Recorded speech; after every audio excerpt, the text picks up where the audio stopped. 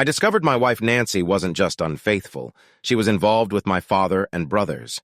The betrayal cut deep, and I was consumed by a mix of rage and disbelief. How could they? In the midst of my despair, I devised a plan, a cruel, calculated revenge that would make them pay for their deceit. They had no idea what was coming. This isn't just a tale of betrayal. It's a story of vengeance that will leave you stunned. Prepare for the unexpected. This is my story, and it's just beginning. Ron Black, known as Ronnie to friends and family, stared at the chart on his desk. But he couldn't focus on his work. His mind kept thinking about what he'd heard earlier about Nancy, his wife of 2 years. He used to believe his life was great, with a loving and beautiful wife, but 2 hours ago that all crumbled. "I'm sorry to tell you this, but your wife is cheating on you," Bill Jacobs said, sipping his beer. They were at the bar near the pharmaceutical company where they worked. Bill was more than just a co-worker to Ron. He was a friend. "How do you know?" Ron asked. Bill took another sip of beer before answering. "I overheard some guys in the lab talking in the men's room." Bill explained. They were bragging about being with her at the last company party. "Damn," Ron muttered. That made sense now. The company often had parties for employees and their spouses in the new lounge. The lounge had a big stage for bands and a huge TV for movies. It was also used as a break room during work hours. The latest party had been just 2 weeks ago. There was about 2 hours when he couldn't find Nancy anywhere. When she finally returned, she said someone had given her a tour of the place. "I'm really sorry, man," Bill said. "I thought you should know." "Thanks, Bill," Ron replied softly. "You're a true friend." "You're welcome," Bill said. "I'd want to know if it were me. Just don't do anything rash." Ron chuckled. Rash wasn't something people often accused him of. Maybe they called him naive, but never rash. "I won't," Ron assured him. Bill finished his beer and placed a hand on Ron's shoulder as he got up. "If you need anything, let me know," Bill said before leaving. Ron nodded and took another sip of his beer. He thought about what Bill had said and started thinking about his life like it was a movie playing in his head. In many ways, Ron felt he was below average. He was the youngest of 4 kids and was often teased as the runt of the family. Standing at 5 feet 7 inches tall, he was shorter than most men in the United States and weighed about 145 pounds. He was physically weaker than most men his age. Even though he wasn't very strong, he had never heard any complaints before. With his calm nature, people often saw him as a wimp. He could count on one hand the times he had lost his temper, and even then he usually just walked away. His family took advantage of his small size and quiet nature. They liked making fun of him, calling him Little Ronnie, a name he hated. His brothers John and George loved to tease him. His sister Lisa, who was only a year older, often joined in but wasn't as mean. Even his parents teased him, making him feel less of a man. "Why can't you be like the other boys?" his mother June would ask when he didn't want to go out with his brothers. "Because I'm not like the other boys," he would reply. "Why can't they be more like me? Why can't they try reading a book instead of always playing sports?" The only person in his family who didn't tease him was his grandfather, Mark Black. One loved visiting him. Mark had a huge library. By the time Ron was 12, he had read every book in his grandfather's growing collection. His favorite story was The Strange Case of Dr. Jekyll and Mr. Hyde by Robert Louis Stevenson. He was always amazed by what people got wrong about the story. Ron also loved science books and read everything he could find. While other kids his age struggled with basic readers, he was reading War and Peace and books on biochemistry. His grandfather saw Ron's potential and paid for an IQ test. The score was incredible. With an IQ of 215, he was a genius, even smarter than Albert Einstein and Stephen Hawking. Ron wasn't just smart, he was an unmeasurable genius. With Ron's test results, Mark signed him up for Mensa, even though Ron was younger than the usual age of 14. Mark and Ron celebrated with ice cream and cake when Ron was accepted. He wasn't the youngest ever, but he was still quite young. For the first time in his life, Ron felt truly happy. Mark encouraged Ron and even bought him the best computer available. Ron spent lots of time on the internet learning as much as he could. He thought learning languages would be fun, so Mark got him some software. Soon, Ron was speaking Russian, Greek, Spanish, and Latin. Just for fun, he even learned Klingon, a language from a TV show. Mark learned it with him, and they often spoke in Klingon, which confused the rest of the family. "Dad, you're spoiling the boy!" Ron's father, Bob, told Mark one day. He needs to learn practical things, not just read books all day. The boy's gifted, Bob, Mark said. Maybe if you spent as much time with him as you do with the other kids, you'd see that. Trust me, he's going places. Of course, all of this caused some embarrassing moments in school. One day, his teacher talked about Shakespeare. What's your favorite line from Hamlet? She asked Ron. Top hog tabe, Ron answered in perfect Klingon. Everyone stared at him, thinking he was crazy. What? His teacher asked. To be or not to be, Ron said. In Klingon, it means to live or die. I see, the teacher said. After class, she kept him behind while the other kids laughed. She scolded him and said if it happened again, he would go to the principal's office. I'm sorry, Ron said, looking down. What was that anyway? She asked. Ron showed her a copy of Hamlet translated into Klingon. She smiled when she saw it. Please stick to the original version, okay? She asked. I will, he said. Ron had already read the whole play and knew it by heart. His grandfather had a big library, and Ron memorized many plays. When Ron got home, his family teased him. He rarely got mad, but this was one of those times. Heg loom cock judgevam, he muttered when they wouldn't stop. What's that? Lisa asked. Today is a good day to die, he said angrily. Her eyes widened. His brothers backed off too. They stayed away from him for weeks. Mark kept encouraging Ron. He bought him college textbooks on chemistry and biology. Ron loved these subjects, partly because of a book by Stevenson, so Mark bought more books on these topics. He saw that Ron was bored in school. He passed every test without much effort. Mark used his connections to get Ron tested for a high school diploma early. It was time for a new challenge. Are you sure about this? Dr. Williams, the superintendent, asked. Absolutely, Mark said. The boy is very smart and bored. He could teach these classes. He needs more of a challenge. Okay, Mark, Dr. Williams said. Bring the boy and I'll test him myself. He does well. I'll help him get into college. Ron passed the test easily. He even wrote a 3-page essay for the chemistry section. It's the most amazing thing I've seen, Dr. Williams said. Not a single mistake. I'm not surprised, Mark said. I talked to the dean of admissions at MIT, Dr. Williams said. If it's okay, I'd like to get him in. It's a great school for chemistry and biology. Let's do it, Mark said. After some work, the dean saw Ron's records, including his IQ and test scores. Soon, Ron was on his way to MIT. Ron and Mark were thrilled, but his family wasn't impressed. So you think you're better than us? John asked as Ron packed. No, Ron said. Maybe a bit smarter, but not better. Yeah, well, let's see what your book learning gets you, John said mockingly. George was more direct. Remember Squirt, George said. He'll pay for this someday. Ron ignored him and kept packing. His parents didn't say goodbye. Lisa hugged him, though she didn't seem happy. Ron left with a tear in his eye when Mark came to pick him up. Mark planned to drive Ron to the school. Why does my family hate me? Ron asked Mark in the car. They don't hate you, Mark said. They don't understand you. They feel insecure around you.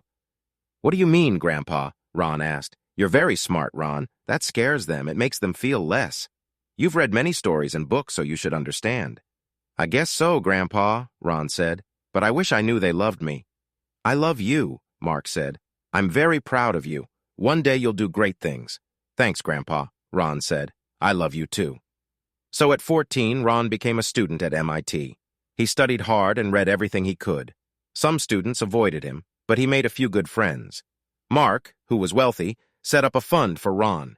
It paid for his education and gave him a stipend. Ron learned about investing and started saving money. When he had enough, Ron bought himself a new car. Mark was impressed and gave him a few tips. Ron did more than just study at MIT. Inspired by Stevenson, he started his own research project. Ron believed science could solve all human problems. He wanted to help people like him who faced physical challenges. He wondered if there was a way to give them an advantage without making them dangerous or unpredictable. He often thought about this idea, even though it was just a thought for now. His online searches led him to Dr. Franklin Steiner's work. Dr. Steiner had made progress in this area. Steiner's main idea was that everyone has hidden strengths to handle tough situations. Sometimes we become a different version of ourselves, like an alter ego. For example, a usually quiet person might suddenly become loud and confident. People who knew this quiet person would be surprised by the change. Steiner explained that everyone has an inner beast that sleeps within us. His treatment could wake this beast to help someone deal with stress. Once the stress was gone, the beast would go back to sleep and the person could return to normal life. Ron worried that this could turn someone into a destructive Hyde. He wanted a more lasting solution without harmful side effects. None of Steiner's work was approved by the FDA, but Steiner said he had some successful human tests. Ron was curious and promised himself that he would meet Steiner after finishing school. By 18, Ron earned his first doctorate and got his second one a year later, surprising everyone. He also earned a black belt in karate for mental focus and physical training, which he loved. His grandpa, Mark, celebrated all of Ron's achievements. Mark always attended Ron's ceremonies, but the rest of the family didn't. Ron wrote to them, but stopped when they never replied. They didn't send gifts for Christmas or his birthday, but Mark always did. Ron sent his resume to many companies and had several Skype interviews. He got many job offers, but chose to work at a big pharmaceutical company near home. They had a large research facility and offered the best benefits. During this time, Ron met Nancy, a waitress at a diner he liked. She was always kind to him, and he liked her a lot. It took time, but he finally asked her out, and she said yes. She wasn't his first girlfriend, but he felt different about her. At school, he had dated others, but they were just friends.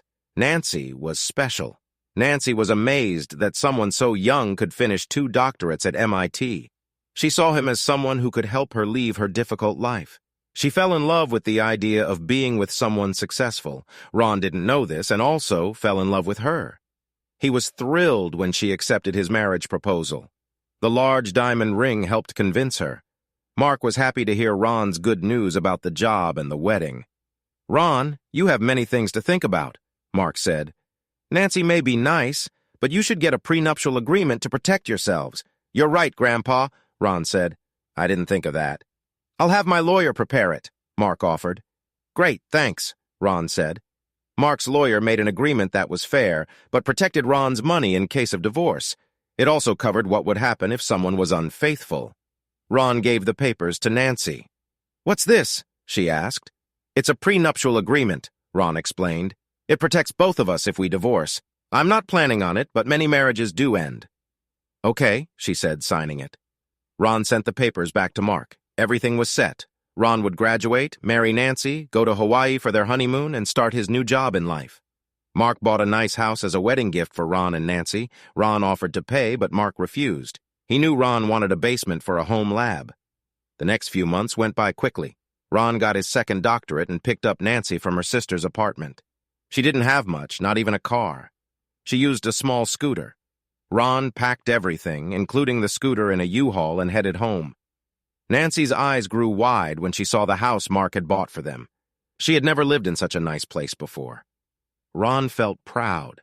The house was cozy, with a lovely yard and a deck with a roof. Mark even bought new furniture to help them settle in. They unloaded the U-Haul and quickly put everything in its place.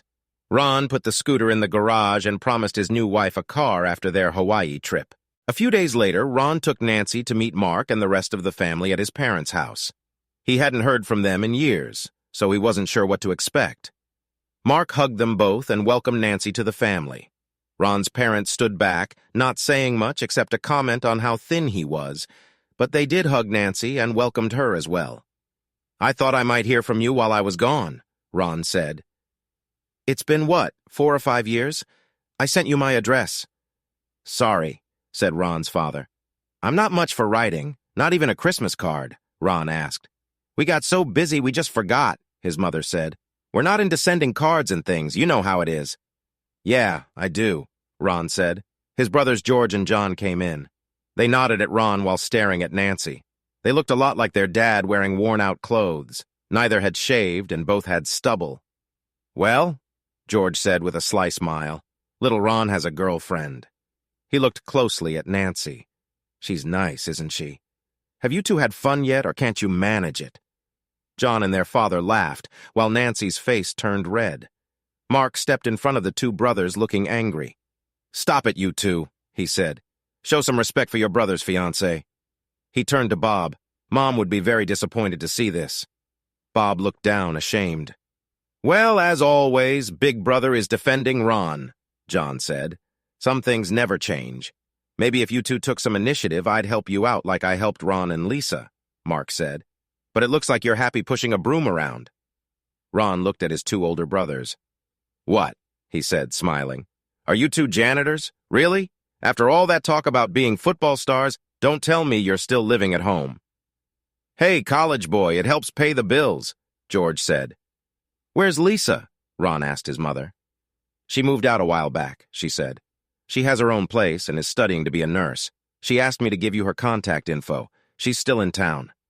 She handed Ron a card with Lisa's number and address. So I hear you got a job, Bob said to Ron. Yeah, Ron said. I'll be working as a researcher at a drug company. Bob nodded. Good, Bob said. I'm happy for you, I really am. So are you coming to the wedding? Ron asked. Or are you skipping that too? We'll be there, his mother said. Ron looked at his brothers upset. Don't forget to shower, shave, and wear clean clothes, he told them. George glared at Ron. Remember what I told you when you left, Ron? George said. He glanced at Nancy with a mean smile. I never forgot, Ron said. My memory is perfect. He signaled Nancy to leave. It's really good to see you, Ron, his mother said as he walked out. Ron just nodded. I'm really sorry about all that, Mark said outside. I should have warned you. I thought they might treat you better after all this time. I'm not sure I want them at the wedding, Ron said. I can't have this kind of behavior there. They're your family, Ron, Mark said. Good or bad? Will Lisa be like this too? Ron asked. Mark shook his head. No, Mark said. She's grown up a lot since you left. I think you'll be surprised. I need to talk to the others and sort this out. He hugged Nancy. Please forgive them, he said. After Ron and Nancy got in the car, they drove off. Is that what you had to grow up with? Nancy asked. Ron nodded. Yeah, but it wasn't this bad, Ron said. I don't know what happened. When they got home, Ron took out his phone and called Lisa. She answered after 2 rings. Lisa, it's Ron, he said. Ronnie, she exclaimed. Are you home now? Yes, I am, he said. I'm not far from your place. Can I come over? She asked. Sure, he said. Great, Lisa said. I'll be there soon. You know where I live? He asked. Yeah, I was with Grandpa when he chose the house for you. Hope you like it, she said. Yeah, we do, Ron said. Good, she said. See you in a bit. About 15 minutes later, a red Toyota pulled into the driveway. Lisa got out carrying a bag and went to the front door. Ron met her at the door and opened it. Lisa put the bag down and gave him a big hug. He hugged her back. It's so good to see you again, Ronnie, she said. It's good to see you too, Lisa, he said. He introduced her to Nancy and the 2 women hugged. Welcome to the family, Nancy, Lisa said. It's great to meet you. Same here, Nancy said. Lisa handed Ron the bag. He looked inside and found a glass dish with food. It's a tuna casserole, Lisa said. I know it was your favorite as a kid. It still is, Ron said. Thanks. It'll save us from cooking today. Please come in and sit down. He put the casserole in the fridge. Want something to drink? Coke? Coffee? Just water for me, Lisa said. Me too, Nancy added. Please? Sure, Ron replied, grabbing 3 bottles of water. He sat with his fiancée. You look great, Lisa, Ron said. Everything okay? Yeah, she said. I'm studying to be a nurse and working part-time at the hospital. I have a student loan and Grandpa helps with rent and bills, so I'm doing all right. I heard you got a good job. Yes, I did, Ron said. I start after our honeymoon. I'm glad to hear that, she said, then looked thoughtful. Have you been by the house yet? Yeah, we just came back from there, Ron said. What's going on? I haven't heard from anyone in years, and now it feels like they don't care. Things haven't been great for Mom and Dad, she said. After you left, the factory closed and Dad lost his job. He could only find a janitor job. Then the boys got hurt playing football and lost their scholarships. So they work as night janitors with Dad. After high school, Mom and Dad let them stay and turn the basement into a small apartment if they helped with house expenses, so they stayed. Is that why you left home? Ron asked. It started with that, she said. I didn't want to work as a janitor. I always wanted to be a nurse, but Dad couldn't pay for school. Grandpa helped me get a student loan and move out. You couldn't stay at home? Ron asked. She shook her head. No, she said. The boys were always mean. Sorry, she added, looking at Nancy. I've heard worse, Nancy said. Lisa continued. They fixed up the basement for the boys, Lisa said. Dad, John and George became even meaner. Grandpa wanted to help the boys, but they only care about sports and girls. I saw Dad and the boys bringing girls to the basement a few times. The place smelled awful. I couldn't take it, so I left. And Mom let this happen, Ron asked. She wasn't happy, but after Dad yelled at her, she stopped saying anything. Lisa said, I think she's scared of losing their income if she divorced Dad. She paused, looking troubled, but didn't say more. Ron decided not to push. Then she looked at Nancy. I'm free tomorrow afternoon, she said. Want to go shopping? Maybe get what you need for the wedding? That sounds fun, Nancy said. But I don't have much money. Don't worry, Ron said. I'll give you my credit card. Just don't spend too much, okay? Both Nancy and Lisa laughed. I'll try, Nancy said, smiling. The next afternoon, they shopped for dresses and other wedding things. Nancy got her hair and nails done, and they had a nice meal. They came home late with many packages from Lisa's car. Ron was amazed at all the bags he carried and how well the girls got along, which made him happy. I'm taking you shopping for your tux tomorrow afternoon, Lisa told Ron. He was surprised. Okay, he said. The next day she picked him up at 1 p.m. and they went to town to get his tuxedo. On the way, Lisa noticed Ron seemed nervous. What's wrong, Ron? She asked. I'm just waiting for a prank like someone jumping out and covering me in ink, he said. She laughed. You think I'd do that? You used to before I went to college, he said. She looked away, embarrassed. Was I really that bad? She asked. Yes, he said. Not as bad as George and John, but you followed them. I never understood why you all hated me. I'm sorry, Ron, she said. I never hated you, and I'm sorry if it seemed that way. Then why? Ron asked. Why were you all so mean? I can't speak for the boys, she said. I was jealous of you and followed George and John. Now that you mention it, I was pretty mean. But that's the past. I'd like to get to know you now if that's okay. Let's make peace. So, who are you? And what happened to my sister? Why were you jealous of me? Ron asked, laughing. She laughed too. You were always so smart, she said. Grandpa always stood up for you. You spent hours reading his books. When you two started speaking Klingon, I felt left out. Do you still speak Klingon? Ron laughed. Not much, he said, but it was fun. You haven't lived until you read Shakespeare in the original Klingon, he added with a laugh, quoting a line from a Star Trek movie. They both laughed, remembering school days. After his fitting, they went for a meal and continued talking. Nancy seems really nice, Lisa said. I'm happy you found someone who loves you. Thanks, he said. What about you? Is there a Mr. Right in your life? Sort of, Lisa replied. I'm seeing someone now. Not sure where it's going, but it's good for now. I thought something else was bothering you yesterday, Ron said. Is everything okay with your family? Did something happen? Lisa looked down, her face turning a bit red. Yeah, but I'm not ready to talk about it right now, she said. I'm just glad Grandpa was there. Ron nodded. Well, if you ever want to talk, I'll be here, he said. Lisa smiled at him. Thanks, Ron, she said. I might take you up on that. The wedding went smoothly for Ron and Nancy. Her sister came from the East Coast and was maid of honor. An old high school friend was Ron's best man. Mark had the honor of walking Nancy down the aisle. When the moment came, Ron lifted her veil and kissed her as his wife for the first time. He noticed a slightly bitter taste during their kiss, but brushed it off, thinking it was just nerves.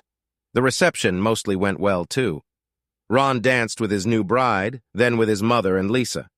George, John, and his father danced with Nancy as well. While they were sitting at their table, Ron's brothers approached him. Well, Squirt, you actually did it, George said. You really tied the knot. He looked at Nancy and snickered. Anytime you want a real man, let me know, he said with a smirk. John smirked too. Ron wasn't amused and stood up. George noticed. What? You're going to get tough with me, Squirt. Anytime you want to try, just let me know. Just stay away from me, Ron said calmly, looking George in the eye. His fists clenched. George sensed a change in his brother and backed off. "Hey, just kidding, Squirt," he said, smiling. He turned to John. "Let's go," he said, and they left the reception. Just then, Lisa came over and hugged her brother. "I'm really happy for you, Ron," she said. "Ignore those fools." "Thanks, Lisa," he replied. She turned to Nancy and gave her a hug and a kiss on the cheek. Nancy returned the gesture. After Lisa left, Bob and June came up to them. Bob smiled and shook Ron's hand. "You did well, son," he said. "I'm happy for you. Congratulations." "Thanks, Dad," Ron said. Bob smiled and hugged Nancy. "Welcome to the family," he told her. She hugged him back and thanked him. June hugged Ron. "I'm so happy for you, too," June told him. "Congratulations." "Thanks, Mom," Ron said. She hugged and kissed Nancy, who hugged her back. Mark also gave his best wishes. "I'm so proud of you, son," he said. "You have a wonderful woman. Take good care of her."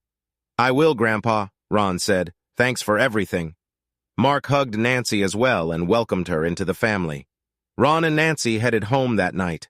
They planned to fly to Hawaii for their honeymoon early the next morning. Nancy giggled as Ron carried her over the threshold. "Oh, my," she said. "So romantic. Take me to bed, husband. I need to be close to you." Ron smiled and carried his new bride upstairs, placing her on the bed. Though smaller than his brothers, he was strong. They undressed and lay down, sharing kisses. The bitter taste from earlier was gone. They kissed and touched each other, enjoying their first night together as a married couple.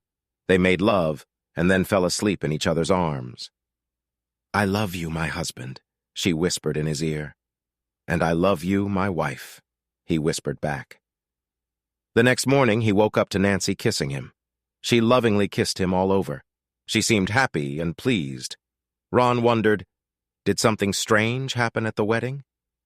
He decided to keep his thoughts to himself, not wanting to spoil their honeymoon. They flew to Hawaii and had a wonderful time. They enjoyed every moment together. After returning, Ron went back to work, focusing on creating new medicines. He also started building a lab at home for his own research. About 2 months after they returned from Hawaii, Nancy spoke to Ron about going to school to become a nurse. "I think that's a great idea," Ron said. "You could go to the same college as Lisa. Don't worry about the cost. Just bring me the paperwork and I'll handle it." She wrapped her arms around him and kissed him. "Oh, thank you so much," she exclaimed. "I'll go tomorrow. Lisa said registration is starting soon, so I'll sign up. I think it cost about $18,000 for a 2-year degree. Is that okay?" "Sure," Ron said. "And if you want to study further, let me know." "You're the best husband in the world," she said. "Thank you, thank you, thank you. Just wait till tonight." "I'll hold you to that," Ron said with a grin. For the next year and a half, Nancy focused on her studies. Many of her classes were at night, and she often told Ron she was studying with classmates afterward. Ron knew she had a lot to learn quickly, so he accepted her being away a lot. He also helped with cooking and house chores. While Nancy was busy, Ron worked on his own project. He had a fully equipped home lab and made good progress in his research. He tested several formulas on lab rats and felt ready to try it on himself. The formula worked. After a few days of small doses, Ron saw changes. His muscles grew by about 3% and he felt more confident. However, these changes only lasted a few hours. Ron realized he might need higher doses or regular injections, but he had questions. Would he get addicted? Were there long-term side effects? He decided to test on rats more before injecting himself again. During this time, Ron noticed a drop in intimacy with Nancy. He knew her studies were hard, but she seemed to be out more often than at home. She didn't come home until midnight or later and often seemed tired and irritable. When Ron mentioned their reduced time together, she got upset, saying her studies took all her time. One evening, Ron talked with Lisa, who had finished her degree and worked full-time at the hospital. "Lisa," he said, "why is Nancy out so late every night? Is the program that tough?" "Oh yes, the program is very demanding," Lisa said. "I spent many late nights studying, too. Why do you ask? Are you worried she's doing something else?" "I don't know," Ron said. "I don't want to accuse her without reason." "Smart move," Lisa said. "I'm glad you talked to me first. Not everyone is as sharp as you." "Thanks," Ron said. "Is everything okay between you two?" she asked. "She's often short-tempered, and we hardly spend any time alone," he said. "Be patient, Ron. She's under a lot of stress and needs your support." Things will get better. I hope you're right, Ron said. Thanks for listening. Anytime, Lisa said with a smile. A couple of weeks later, Ron and Nancy attended a work event. While chatting with co-workers, Ron realized Nancy was missing. He looked around for her but couldn't find her. A few hours later, she appeared. Relieved, he went to her. "Where were you?" "I was worried. Your co-workers gave me a tour. It's impressive here," she said. That night at home, she was very affectionate. Ron enjoyed their time together but noticed a strange taste in her mouth. He also noticed she was different from normal. His suspicions grew. 2 weeks later, Ron received the bad news from a friend. Ron was heartbroken and questioned how many others there might have been. He called his grandfather, Mark, for advice. "Hey, son, what's wrong?" Mark answered. "Grandpa, I think Nancy's cheating," Ron said. "Come over, let's talk," Mark said. Ron went to his grandfather's house. Mark listened to everything Ron had to say. "What do I do, Grandpa?" "I don't know where to start. Use your head, Ron. First, we need evidence for court. Then you can see a lawyer and file for divorce. Do you still have the prenuptial agreement?" "Yes," Ron said. Mark nodded. "The court might require counseling."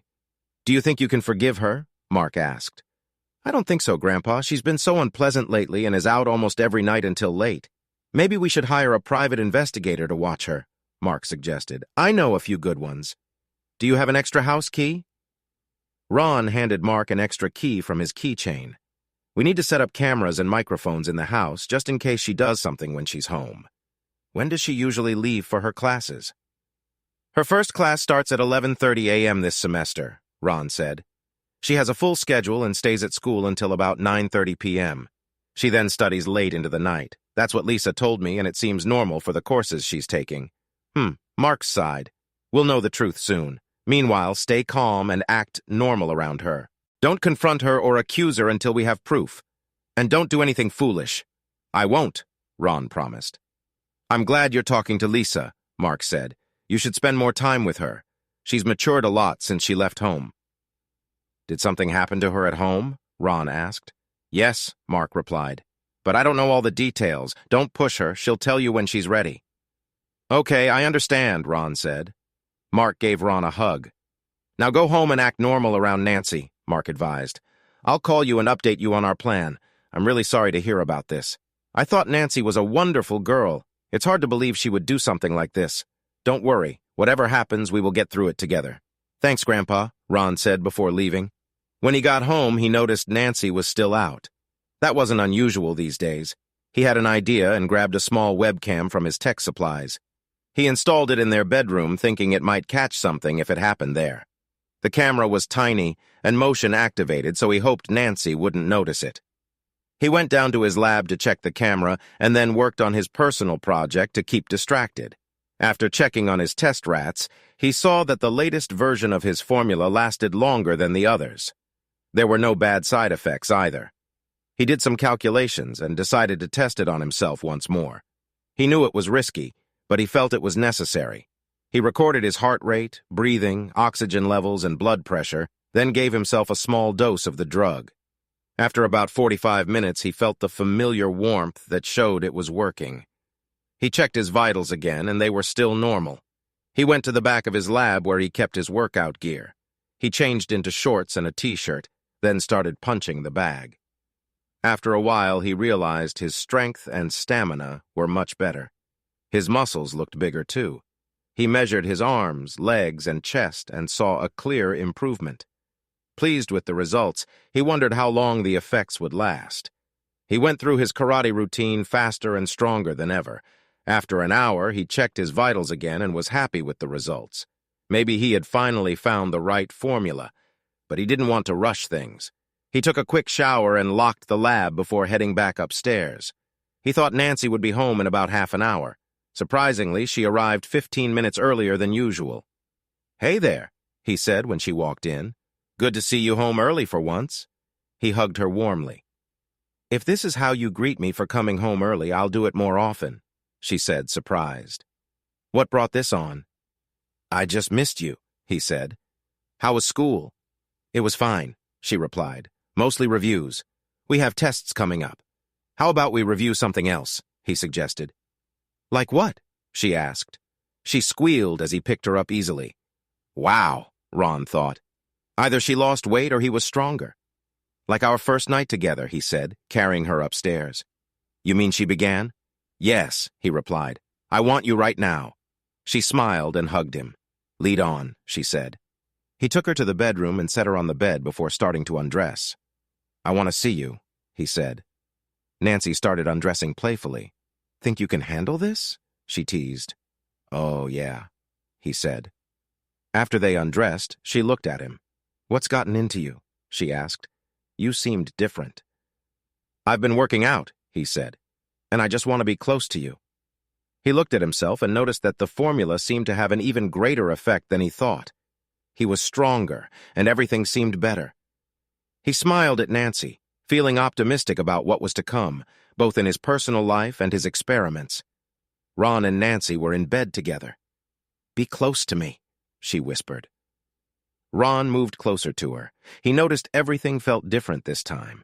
Nancy took a deep breath as Ron moved gently. You feel amazing, she said softly. Don't stop. Nancy made happy sounds as Ron kept moving.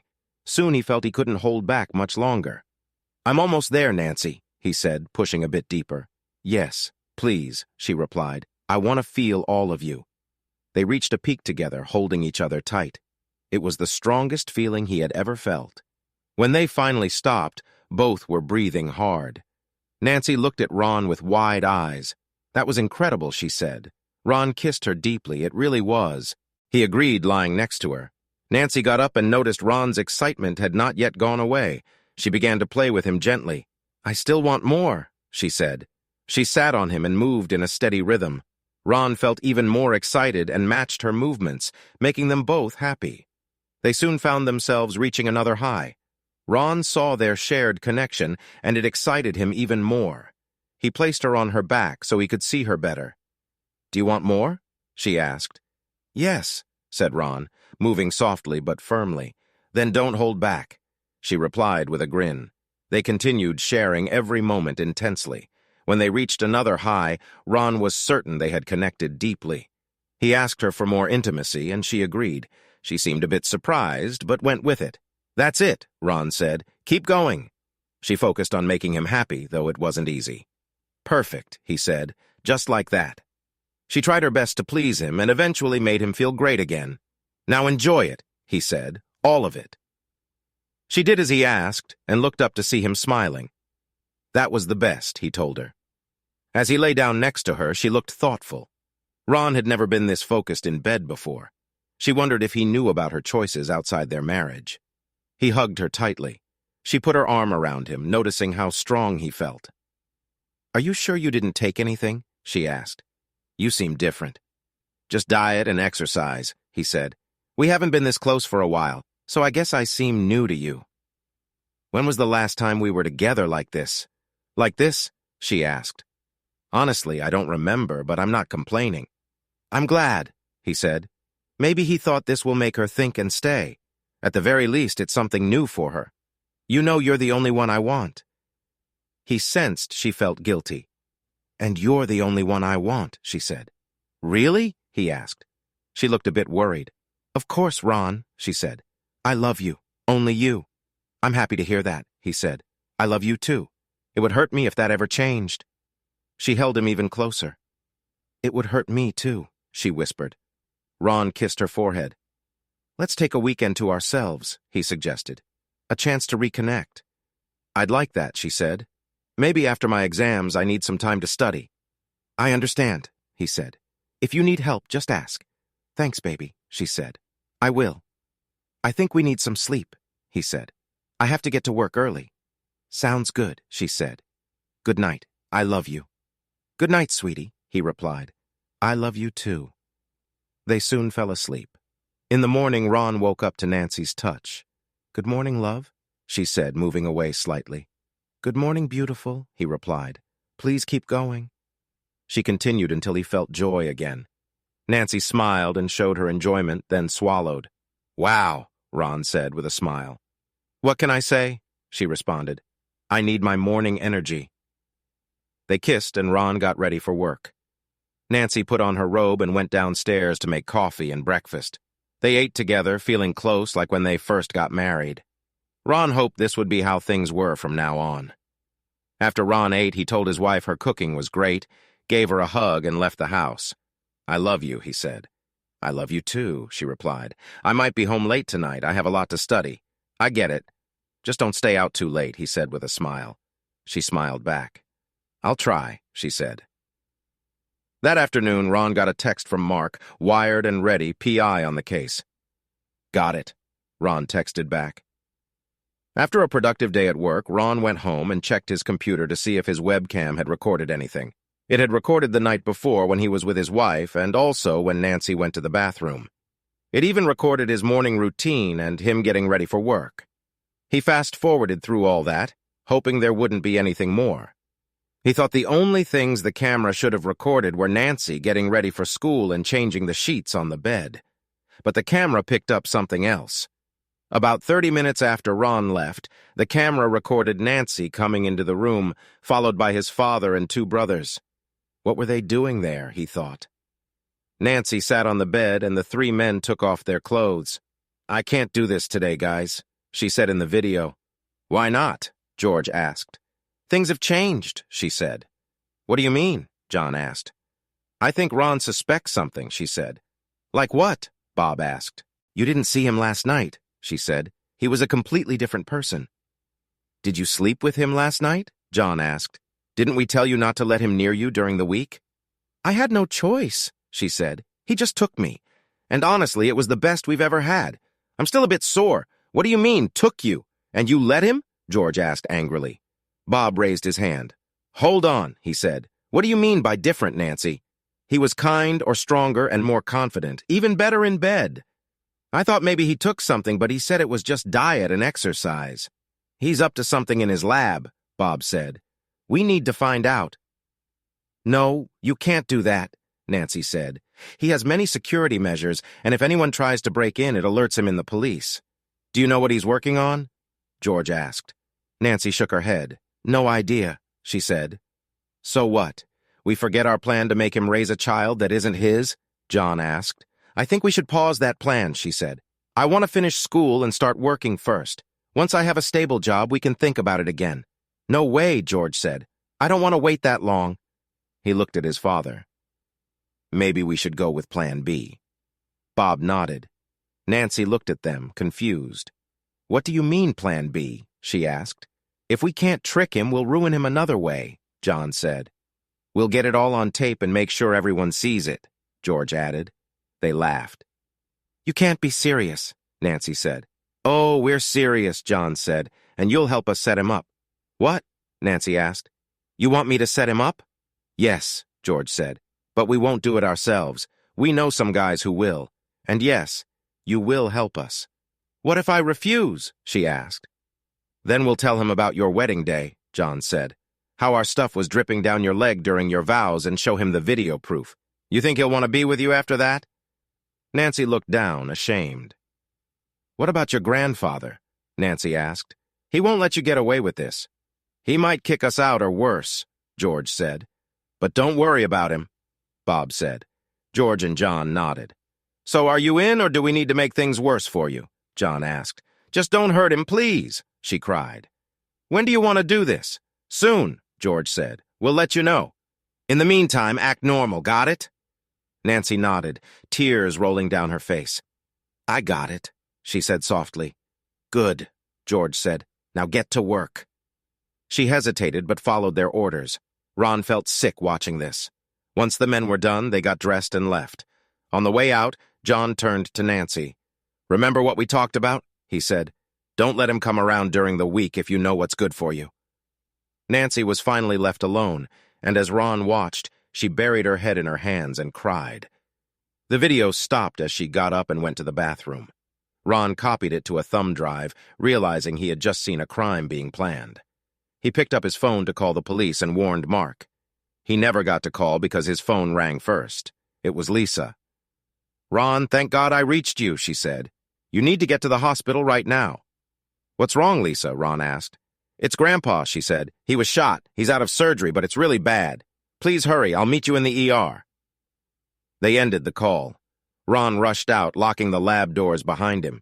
He drove quickly to the hospital and met Lisa in the emergency room. She grabbed his hand and led him to where Mark was. Mark's eyes were closed and he was breathing unevenly. Tubes and wires were attached to him, and his vital signs looked bad. "What happened?" Ron asked Lisa. "The police said he got caught in a drive-by shooting between two gangs," she said. "He was hit several times. It doesn't look good at all." Ron nodded and watched the monitors. He sat next to Mark and Lisa, who leaned on his shoulder crying. He put his arm around her to comfort her. Suddenly, Mark jerked in his bed. Ron and Lisa saw the signs of a heart attack. An announcement for a code blue filled the room with medical staff. Ron and Lisa stepped aside as they tried to save Mark, but it was no use. They watched as Mark's vitals flatlined and nothing more could be done.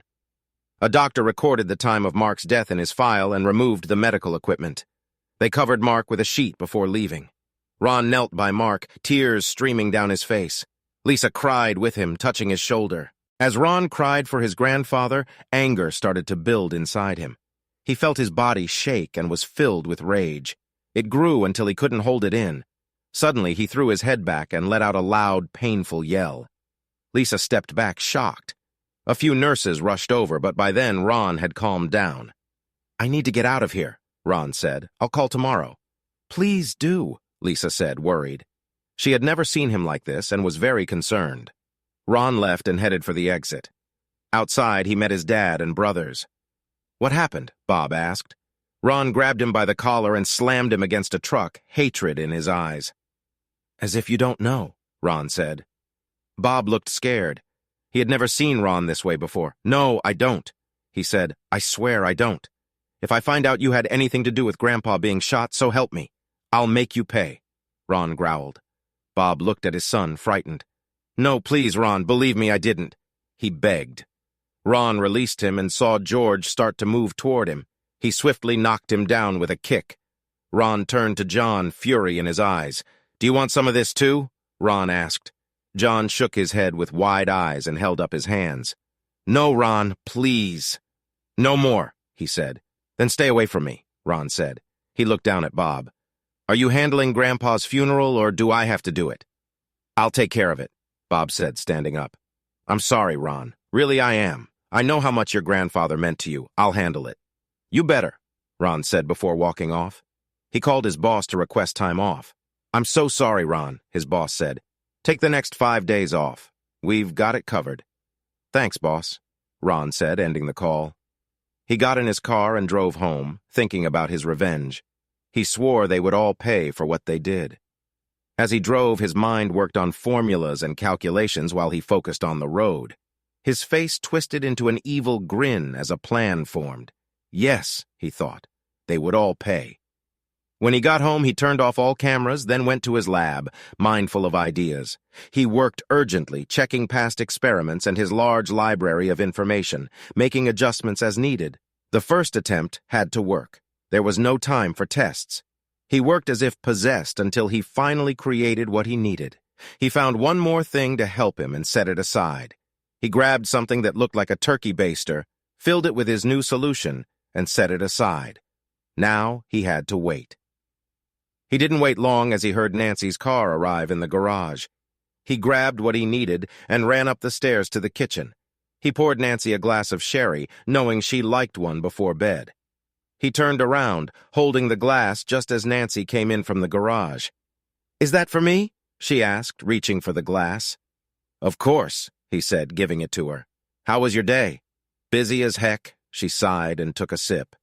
"We were going over everything for the—" She dropped the glass as the drug took effect and almost fell, but Ron caught her in time. He picked her up and carried her upstairs, laying her on the bed. He undressed her and noticed marks on her chest, thinking some bad thoughts about her. He didn't find any other signs, assuming she had been careful. He put a pillow under her, lifting her enough to do what he needed. After making her comfortable, he went downstairs and got a baster and some towels. Back in the bedroom, he carefully used the baster, making sure to catch any spills with the towels. He watched as the liquid went inside her and kept adding more until it was all in.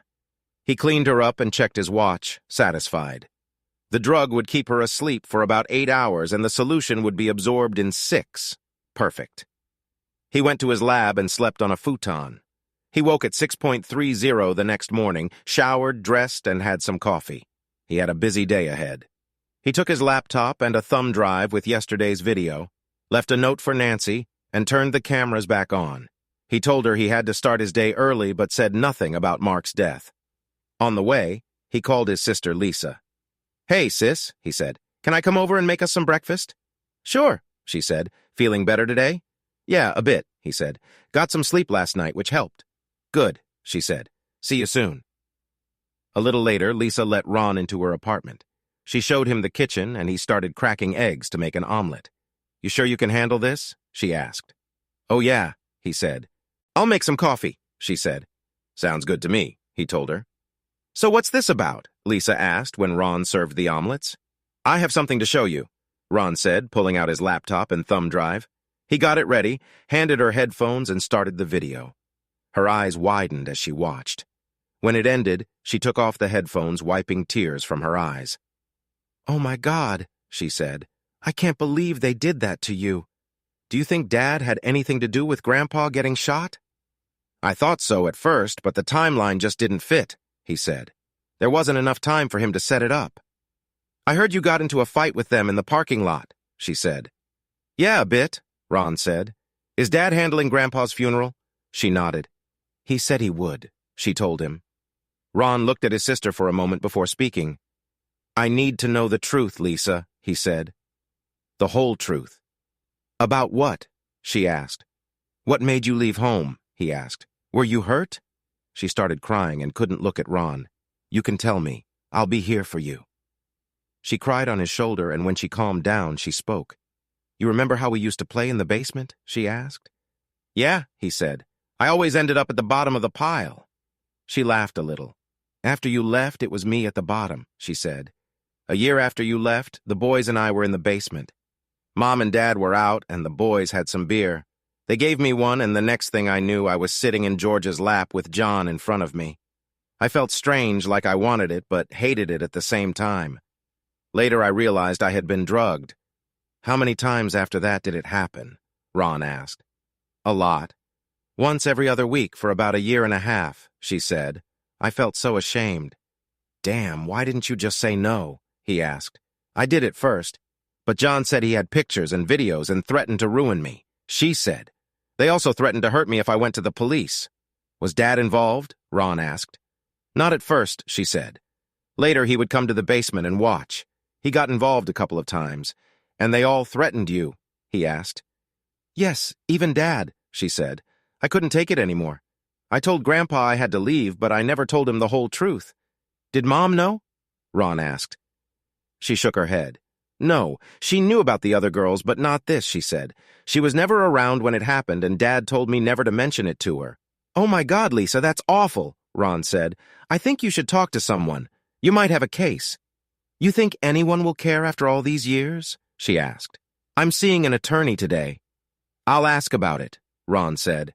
"I thought I had read somewhere that there's no time limit for crimes like this in our state, but I'm not too sure about the laws. And yes, it was a crime." "Are you going to leave Nancy?" Lisa asked. "Yes," he said. "I can't stay with her after this." "Good," she said. "I feel really bad for you, Ron. There are lots of nice girls out there who would be lucky to have a man like you. And I'm really sorry for how I treated you when we were kids. I know we were just young, but there's no excuse for what I did." Ron smiled and hugged his sister. "That's okay," he said. "Thanks for saying sorry, and I accept it. I have a lot to do today, so I better get going. Call me if you need anything, and I'll let you know what I find out, okay?" "Sounds good," she said. "Thanks for coming over, Ron, and thanks for making breakfast. I might ask you to do it again." He smiled and kissed her on the cheek. "Any time," he said. Just then, Ron's phone buzzed. He didn't recognize the number, but answered it anyway. "Ron Black," he said. "Mr. Black, this is Marcus Billingham, your grandfather's lawyer," a man said on the other end. "Is this a good time to talk?"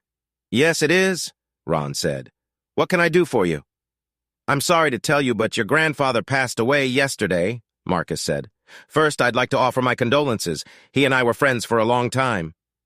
"Thank you, Mr. Billingham," Ron said. "Please call me Marcus," he said. "Second, I need to talk to you and your sister about your grandfather's will. Can you both come to my office this morning?" I can come by? Ron said. Let me ask Lisa. She's right here. He put the phone down and looked at his sister. Can you take today off and come see Grandpa's lawyer? I think so, she said. We get 3 days off when someone in the family dies, so it shouldn't be a problem. Let me call work first. She pulled out her phone and called her boss. A minute later, she ended her call and looked at Ron. No problem, she said. I can be there. Ron put his phone on speaker. Marcus, my phone is on speaker, Ron said. Lisa can come with me. What time do you want us to be there? Can you make it by 10 a.m.? He asked. Lisa nodded her head. We'll be there, Ron said. Good, Marcus said. I'll see you at 10 o'clock. They ended the call after Marcus gave his address, and Lisa ran to her room to get ready. Soon they were on their way to Marcus's downtown office. Ron found a spot in the main parking garage, and they walked 2 blocks to Marcus's office. The receptionist took their names and led them to Marcus's office. Please come in, Marcus said as the receptionist opened the door. He shook their hands and offered them coffee. They accepted, and 3 cups were brought in. Marcus invited them to sit down. You're probably wondering why I called you both here today, he said. I am a bit curious, Ron said, especially since I was going to call for some family law advice. Are you looking to get a divorce? Marcus asked. Ron nodded. Yes, he said. Well, we can handle that too, Marcus said. I actually wrote the prenuptial agreement for you and Nancy at your grandfather's request. I hope you don't mind, but he told me you might need our help just before he was injured. We'll get to that later. What I really wanted to talk about are some important changes in your grandfather's will. Oh, Ron asked. What changes? About 8 months ago, your grandfather basically wrote your father and brothers out of his will, Marcus said. He left each of them $1. Your father was the executor of his will, but he changed that. You, Ron, are now the executor. His entire estate is in a trust with you and Lisa as the officers in charge with equal power. Ron and Lisa looked at each other shocked.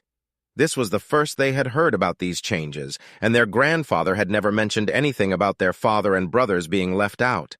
Normally, this wouldn't be a big deal, but your grandfather's estate is very large. Marcus said, maybe not as big as Bill Gates, but still significant. After my fees and his final expenses, you too will be set for life. If you want, I can handle everything with the probate court, but you will still need to make the final decisions. Don't worry about my fees. Your grandfather already covered them. Do you think our father might contest this? Ron asked. Marcus nodded. I would be surprised if he didn't, Marcus said. Well, Grandpa trusted you for a long time, Ron said. So I'm okay with you handling the probate stuff. How about you, Lisa? She nodded. Yes, sure, she said. Good. Just so you know, there are 4 properties in the trust, Marcus said. Your grandfather's home, the one you and Nancy live in, Ron, the home your parents now live in, and a piece of lakefront property? Wait, Ron said. The house Mom and Dad live in is part of the trust. I thought Grandpa just held the note on that. No, Marcus said. He bought the mortgage a few years ago when your father lost his job. There's no note on it now. He let your parents and brothers stay there for minimal rent. If you want, you can keep that arrangement. That's up to you. And what's this lakefront property? Ron asked. I didn't know anything about that. Your grandfather talked about using it as a summer home, Marcus said. He started building it a few months ago, but it's not finished. Maybe you and your family can work on it together and make a nice place for vacations. They talked about Mark's will for about another half hour before the talk shifted to Ron and Lisa. Marcus, Ron said, we need your advice on something. He turned to his sister. Do you want to tell him? Lisa nodded and started talking. She felt embarrassed, and Ron was getting more upset as she spoke. Marcus listened quietly, writing notes. When Lisa finished, he leaned back and thought for a minute before speaking. Lisa, he said, this state has no time limit for what you've just described. The problem will be proving it. Did they say they had a video? She nodded. Yes, that's what they told me, she said. Marcus nodded. Okay, he said. I'll call the district attorney and see what he thinks. Someone from his office will likely want to talk to you before taking any steps. Is that all right? Yes, she said. I want them to pay for what they did. Did your mother know anything about this? Marcus asked. No, not as far as I know, Lisa said. All right, he said. I can't promise anything, but I'll talk to the DA and see what we can do, okay? Thank you, Lisa said. Marcus then turned to Ron, who had pulled a thumb drive from his pocket. And you? Marcus asked. Ron handed it to him. I want a divorce, Ron said. This has a video of her with my father and my brothers. Grandpa also hired a private investigator. We're going to see him next. Marcus put the drive into his computer and played the video. His face turned a bit red as he watched. When it was over, he removed the drive. Mind if I keep this for a while? He asked. Ron? Not at all, Ron replied. Good, I'll mention this to the district attorney too if you don't mind, Marcus said. I'll start the paperwork right away based on the prenuptial agreement. When do you plan to talk to her about this? Tonight, when she gets home from school, Ron said. All right, Marcus said. From what I see, it looks like a clear case. Adultery is still grounds for divorce in this state, and it can even be a crime, though it's rare. Your agreement says that in case of adultery, the guilty spouse gets no support. Your house is owned by your grandfather's trust, so she can't claim that. Does she have a job? No, she's a full-time student, Ron said. I plan to set her up with an apartment until she finishes school. I've already paid her tuition through the end of her program. According to the agreement, she gets $2,500 for each year we were married, plus whatever money she had when we got married, which was $450. I'll give her a check for that tonight. She has her own car, so that's hers. I see, Marcus said. You're being very kind under the circumstances. I hate what she did, but I don't want her to have nowhere to go, Ron said. That's good to hear, Marcus said. All right, I'll get the paperwork started. I'll also get a restraining order against her and the other three. Make sure I have her new address so I can serve her. If you get more evidence, let me know. Unless she fights it, the divorce should be final in 6 months. Thanks, Ron said. How much do I need for a retainer? Don't worry about that now, Marcus said. I'll send you a bill. Your grandfather already gave me a big retainer, so I'll use that for now. Marcus gave them his business card, then stood, signaling the end of the meeting. Ron and Lisa stood, and they shook hands. I'm really sorry about everything, Marcus said. Your grandfather thought the world of you, too. He hoped the family would come back together. If you need anything, call me anytime. I'll talk to the DA and let you know what I find out. Thank you, Marcus, Ron said. Their next stop was the office of Alfred Johnson, the private investigator Mark Hurd. After speaking with the receptionist, a redhead with a bit of an attitude, they were shown into Alfred's office. A middle-aged man chewing a cigar greeted them. Please call me Al, he said after the introductions. I talked with your grandfather, and we've been looking into your wife. She's been quite busy. I haven't finished my report, but I have lots of pictures and video. What have you found out? Ron asked. Your wife has been with several men in just the last day, Al said.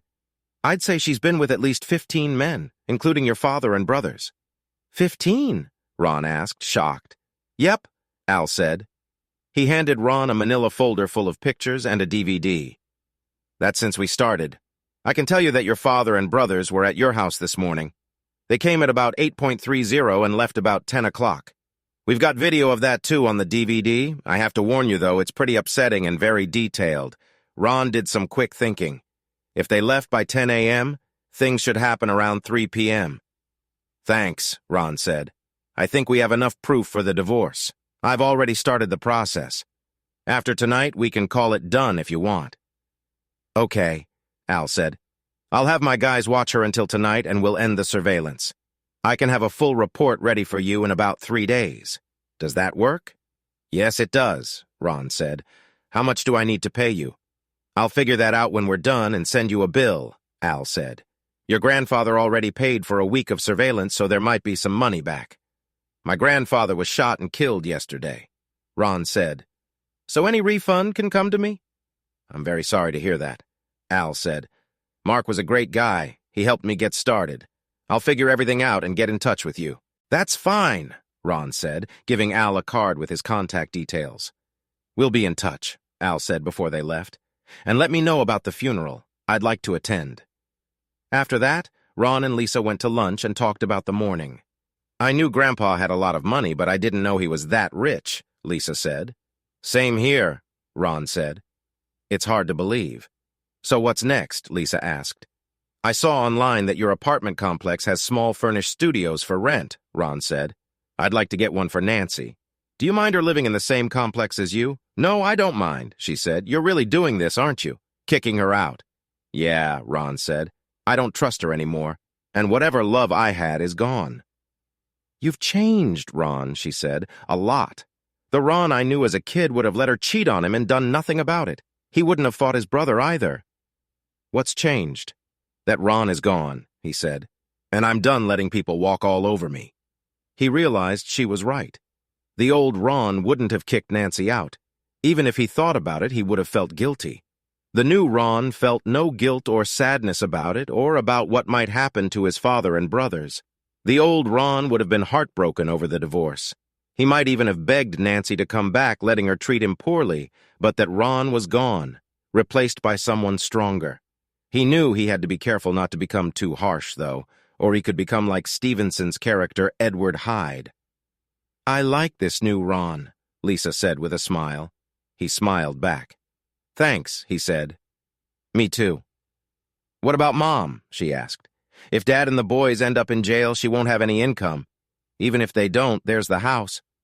Are you thinking of throwing them out? It's tempting, he said. They've given me plenty of reasons too, but I don't want Mom to suffer. She can stay if they go to jail. Let's see what happens. Okay, she said. Would you set up a small trust fund for her? I think I would, he said. Grandpa would have done the same. You're probably right, she said. After they ate, they went back to Lisa's apartment and then to the office. Lisa introduced Ron to the office manager and explained the situation. So you want to rent a studio apartment for your soon-to-be ex-wife? Asked Marcia, the office manager. Yes, Ron said, and I'll pay for 6 months' rent in advance if I can. 6 months? Marcia asked. That's very generous. Yes, we can do that. We have a furnished studio available now if that works for you. It does, Ron said. Marcia took them to see the apartment. It was small but clean and had all the basic furniture. Ron thought it would be enough for Nancy, who would be busy with school. I'll take it, Ron said. They went back to the office where Ron filled out the paperwork. He wrote a check for the deposit and 6 months' rent and got the keys from Marcia. When do you think she'll move in? Marcia asked. Tonight, Ron said. After she gets back from school, they walked back to Lisa's apartment. When they got there, she turned to him. Are you sure about this? Lisa asked. Yes, Ron said. The sooner she's gone, the better. I hope you're doing the right thing, she said. It's the only thing I can do, he said. At least I'm not making her live in her car. Though I thought about it. I understand, she said. Can I keep in touch with her to make sure she's all right? I don't care, Ron said. She'll need a job soon. Maybe you can help her with that. I'll see what I can do, Lisa said. Talk to you soon, okay? He nodded. Lisa hugged him. It'll be all right, little brother. You'll see. Thanks, Lisa, he said. I appreciate it. Then he left and went to the bank to make some changes to his account. He took Nancy off their joint bank account, paid off and canceled their joint credit card, then got a new card just in his name. He also got a cashier's check for $5,450 made out to Nancy. It was a costly day, but he knew it had to be done. After that, he went home and started packing her clothes and toiletries. He put most of them in trash bags and set them in the garage next to her scooter, which she still used sometimes. He took down all the photos of them together and put them in boxes along with their wedding album. While he was packing Nancy's things, his phone rang. He saw it was Marcus calling, so he answered. Ron, Marcus said. Just wanted to let you know I spoke with the district attorney. He's very interested in the cases about you and Lisa. Great, Ron said. Is there anything we need to do? Not yet, Marcus replied. I think he'll contact you both soon to set up an interview. I just wanted to let you know. Thanks a lot, Marcus, Ron said. They ended the call and Ron kept packing until he felt he had done enough. By then it was almost 3 p.m., and he knew things would start to get interesting soon. He went down to his lab and checked the video from earlier that morning. Sure enough, at around 8:30, according to the timestamp, Nancy was joined in the bedroom by his father, John, and George. George had a large bruise on his face where Ron had kicked him the day before. What happened to you? Nancy asked. Your useless husband did this to me yesterday at the hospital, George said. You never told me he learned martial arts. Sorry, she said. I guess I forgot to mention it. He started in college. Well, he's going to pay for it. I promise you, George said. "What are you planning to do?" she asked. He pulled a gun from his belt and showed it to her. "After my friends deal with him, I'm going to shoot him," George said. Nancy shook her head. "No, please, you promised you wouldn't hurt him," she said. "I never promised anything," he replied. "Let's see if he's faster than a bullet." "You'll end up in jail," she said. "So what?" George growled. "He owes me and he's going to pay." "What were you doing at the hospital?" she asked. "Dad was shot yesterday," Bob said. "He died after surgery." "Oh my God," Nancy said. "Ron didn't tell me about that last night. Did you plan it?" "No," Bob said. "It was just bad luck. He got caught between two gangs shooting at each other."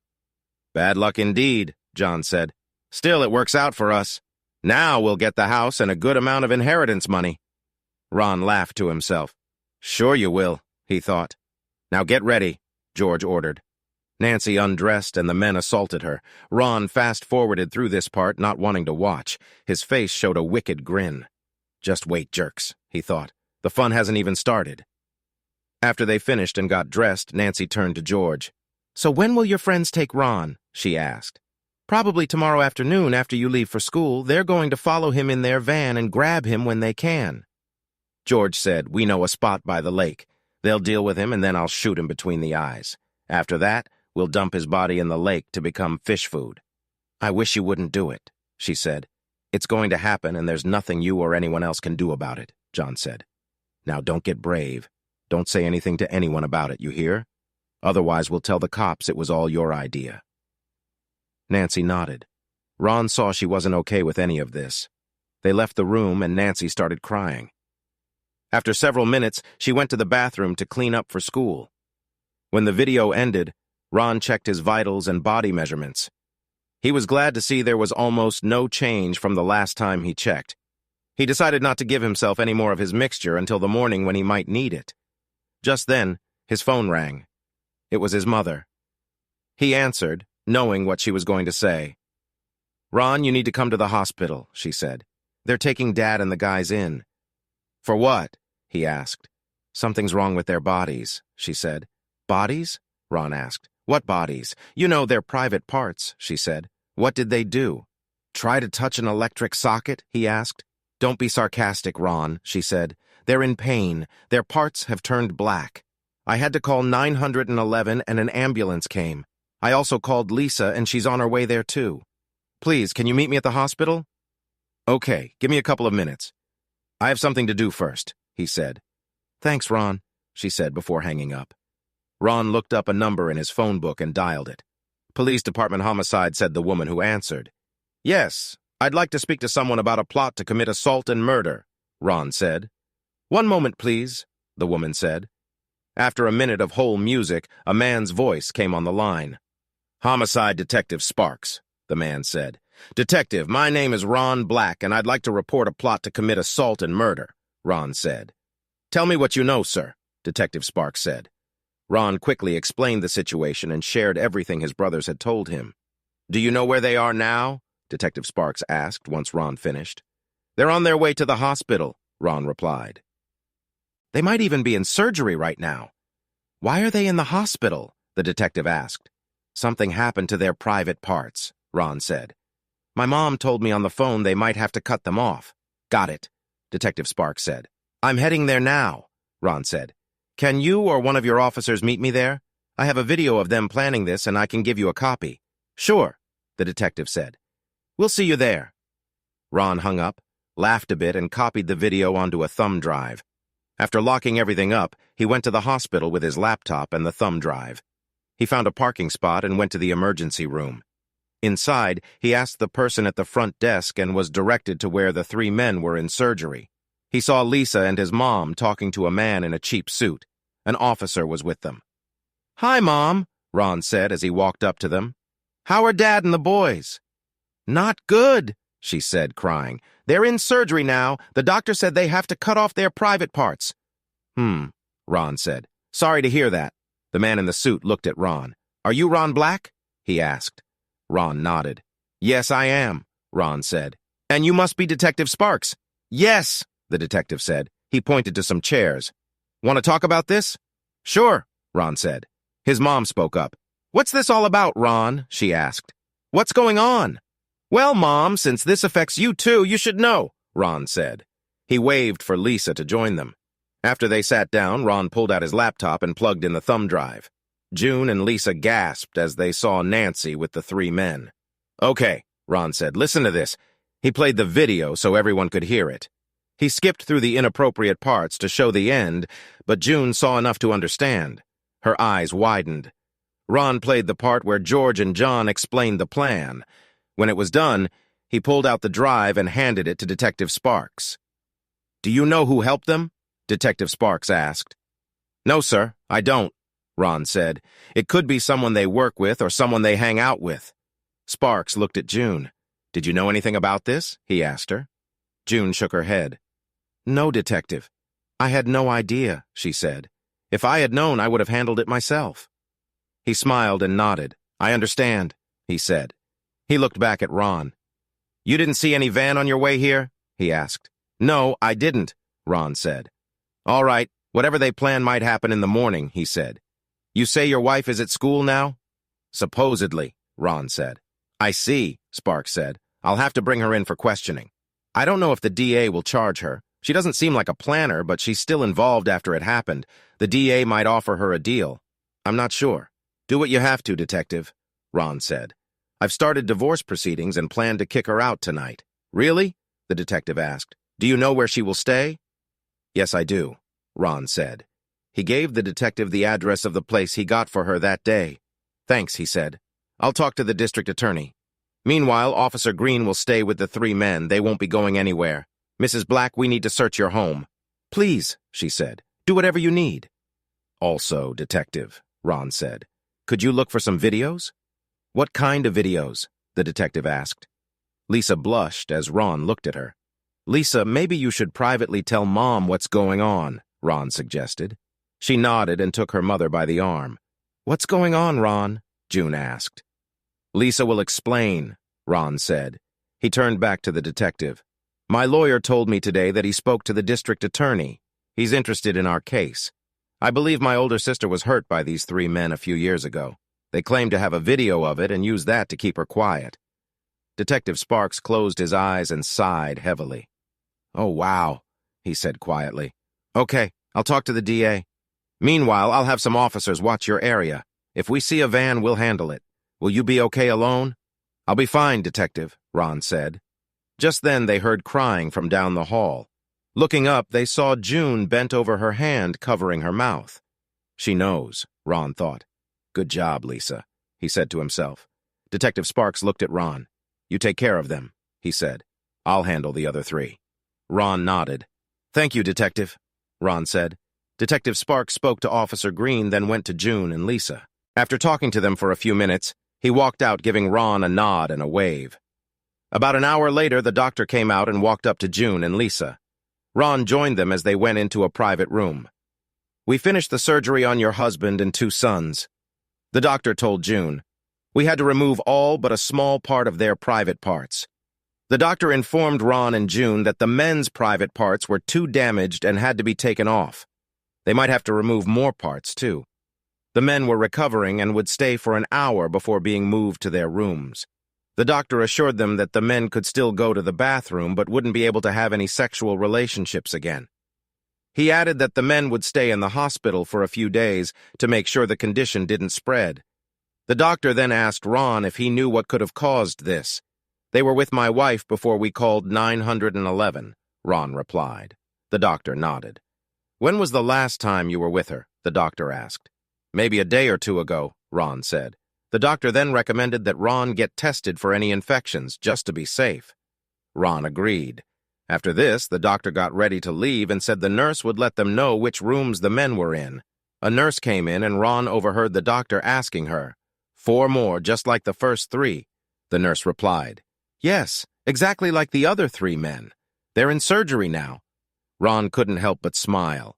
An hour later, Ron, June, and Lisa were taken to the rooms where Bob, George, and John were resting.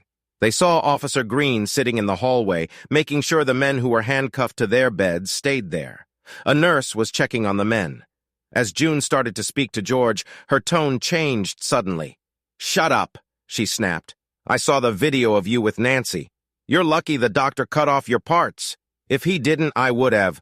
I'll make sure all three of you go to jail for what you planned for Ron and what you did to Lisa. Also, I'm divorcing you. I should have done it long ago." She then looked at George and harshly said that she regretted not ending her pregnancy with him and never wanted to see him again. "Mom, please," George pleaded, blaming Ron for everything. "That's a lie," she replied. "I saw the video. I heard what you planned for your brother. You're not my son anymore." After reprimanding George, she left to talk to John. Ron looked at the two men lying in their beds and smiled. "So," Ron said, "you planned to hurt me after having others attack me. How's that working out for you? Did you really hurt Lisa?" "Yes, so what?" George said through his pain. "I told you long ago I'd make you pay. As for Lisa, she asked for it, dressing like that. She deserved it." "So you're blaming her for what you did?" Ron asked. "Yes. And what are you going to do about it?" George sneered. "We won't be in prison forever. When we get out, we'll come after you and Lisa. I'll kill both of you." "Shut up, George," Bob whispered. "No, let him speak," Ron insisted. "I want to hear his plan." "It'll be a surprise, fool," George snarled. "You won't see me coming," Ron laughed. "At least I still have my parts," he said. He noticed the nurse listening, her eyes wide. Ron asked her if she heard George's threat. She nodded and gave Ron her contact information, offering to testify. "We heard it too," Officer Green said from the doorway. Ron took out an audio recorder and played back George's words. Ron then told George that the doctor might need to remove more parts, and even if he did, prison life wouldn't be pleasant for him. Both the nurse and officer chuckled. As Ron left, he smiled and wished them a good day. He then went to John's room, seeing him strapped to his bed like the others. "Your brother confessed everything," Ron told John with a smile. "We have witnesses, and I recorded it all. You might lose more of your parts, too. You'll be able to use the bathroom but not have any relationships again. Someone else will handle that for you in prison." John turned pale as Ron left, chuckling. Ron, June, and Lisa went to the hospital's coffee shop and sat down. Ron bought lattes for them. June began to cry. "What will happen to me, Ron?" she asked through her tears. "I have no job, no way to make money, and we're going to lose everything." "We'll talk about that in a moment, Mom," Ron assured her. "I need to ask you something first." "What's that?" she asked, wiping her tears. "Did you ever truly love me when I was a child?" he asked. She blinked, looking surprised. "Of course I did, Ron," she said. "I still do. You're my son. You know that." "No, Mom, I don't," he replied. "You always scolded me, saying I should be like the other boys." "Sure, you didn't hurt me, and you weren't as mean as Dad and the boys, but I never remember you saying you loved me. When I was in college, you didn't even send a card for Christmas or my birthday. Why?" "I'm so sorry, Ron," she said. "Your father did that. He was very strict, and they were so jealous of you. He was scared you'd become a mama's boy. It got worse when you left, and he lost his job." "Did he ever hurt you?" Ron asked. Her face turned red, and she looked away, embarrassed. After a moment, she wiped a tear and answered. "A few times, but maybe I deserved it," she said. "No, Mom, you didn't deserve it," Ron said. "If anyone deserves it, it's those jerks upstairs. Did you know what they were doing to Lisa?" "By the way, Lisa," George confessed, "and I recorded it." "No, Ron, I never knew," she said, tears streaming down her cheeks. "If I had, I would have stopped them myself." "Did you know that Grandpa bought the mortgage on your house?" he asked. She shook her head. "No, I didn't," she said. "Your father handled all that and never let me see any papers. I don't even know how to pay the bills or write a check. He gave me cash for groceries and sometimes a little extra for clothes or my hair." Ron looked at Lisa, who nodded slightly. "Well, Grandpa put your house in his trust, and Dad paid a little bit for rent each month," Ron explained. "That's the only reason you never lost the house. Grandpa put Lisa and me in charge of the trust, so we can do what we want with it. I have no problem with you staying there as long as you want, and I think Lisa agrees." "I do," Lisa said. Ron nodded. "We also talked about setting up some money for you so you can take care of yourself," he continued. "Lisa and I can help you learn how to handle your bills if you want. I'll even pay for your divorce. Grandpa's lawyer is handling mine, and I'm sure he'll take care of yours as well." June looked at Ron, her eyes filled with tears. "You would do all that for me?" she asked. "Even after everything?" "Yes, Mom," Ron said. June broke down sobbing. Lisa wrapped her arms around June, tears in her eyes. Grandpa once told me about tempering justice with a bit of mercy. June looked up at him. You're a lot like your grandfather, she said. Ron smiled. Thanks, he said. I like to think so. I'm talking about my father, she said. You never met him. He passed away before you were born. You even look a lot like him. I think you would have really liked him. He and your father never got along. Maybe that's why your father never took to you. You reminded him too much of my dad. That made sense to Ron. June looked at Ron after she calmed down. So what are you going to do about Nancy? She asked. I'm starting divorce proceedings and kicking her out tonight, Ron said, assuming she's not in jail. I don't blame you, she said. I'm so sorry about everything, Ron. I do love you. You'll always be my baby boy. Ron smiled at that. I love you too, Mom, he said. They stood up from the table. Can you ever forgive me? June asked. Ron hugged her tightly. Of course I forgive you, he said as she held him close for several minutes. I've got to get home, June said after they ended their hug. I'm a mess. June and Lisa hugged for a few minutes. After June left, Lisa looked at Ron. That was a kind thing you did, Ron. She said thanks. He looked at her before giving her a hug. Any time, he said. What she said makes sense. I guess with Dad unable to do anything, I'll have to take care of Grandpa's funeral arrangements now. I'll help you with that, she said. Thanks, he said. I'll need all the help I can get. He looked at his watch. I guess I'd better get home and get ready to deal with Nancy. Okay, she said. Let me know how it goes. Call if you need anything. Ron got home and changed into shorts and a t-shirt. He put his laptop on the table along with his briefcase. He didn't expect Nancy to be home until midnight or later and was surprised to hear the garage door open around 11:30. You're home early, he said as she walked in. It was a really bad day, she said. I just finished talking to the police. Some detective kept asking about a plot to hurt you. Interesting, Ron said.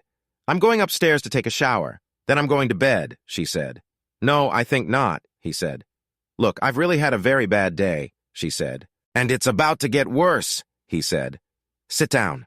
I want to take a shower first, she said. I said, sit down, Ron yelled. Right now, she looked at him shocked. Slowly, she pulled out a chair across from him and sat down. I have something I want you to watch, he said, bringing up the video of her with his father and brothers. Her eyes grew wide as she watched the video. Oh, God, no, please, she cried. Watch it, he said. All of it. There's more, including video of the four of you planning to hurt me.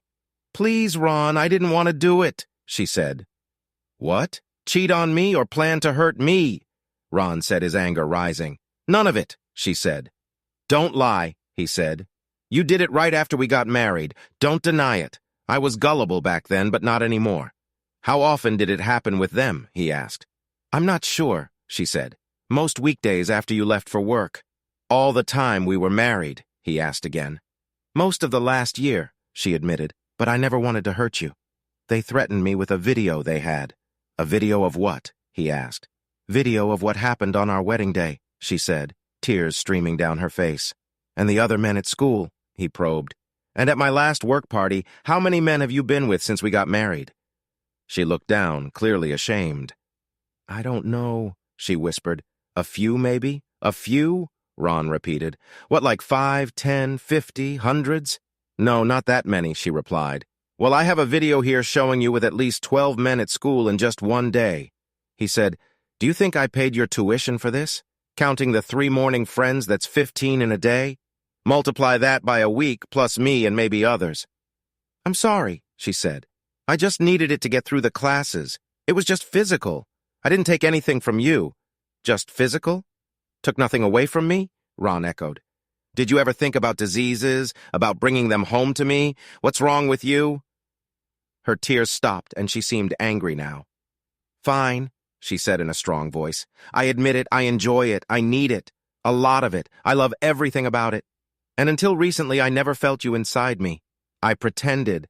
I only married you to get out of the bad place I was in, so yes, I was with many men and I loved every moment. You pathetic excuse for a partner, Ron said. Her eyes widened at that. I may have been naive, but that Ron is gone. Did the police tell you about my family? No, they didn't, she said. Well, after being with you, their parts had to be cut off, he said. You gave them something bad and it harmed them. I overheard doctors saying more men face the same fate. From what you just confessed, I suspect there will be many more. What? She asked, shocked. Yeah, he said. Who knows what diseases you carry now when people find out no man will dare touch you? What did you do to me? She asked. Nothing. He lied. I didn't force you to be with anyone. That's on you. And now you pay the price about the divorce. My lawyer is handling it. Remember that prenup? It's active now. Your bank cards are canceled and your things are packed. He dropped a key on the table with an address attached. Here's the key to your new place. You're out of here, he said, putting a check on the table. That's your share according to the prenup. Spend wisely. Maybe get a job. Your school fees are paid and my lawyer has your new address. You can keep your car and scooter. Your phone will be off at month's end. Don't fight the divorce or you might end up in online videos. You wouldn't dare, she gasped. Why not, he asked. You said it yourself. You love it. Maybe you can make money this way until no one wants you. If you're not diseased, that is. He took off her rings and removed her house key and bank cards from her purse before handing it back. Now get out of my house, he said. She stepped back, shocked. She had never seen him this way. She thought he would always be weak for her. Please, she begged, a tear running down her cheek. I didn't mean it all. I'm sorry. I do love you. He laughed. You think this is some fantasy story where men enjoy this? You think I'm that dumb? He asked. Get out. Oh, wait, everyone in town already has. By the way, why aren't you in jail right now?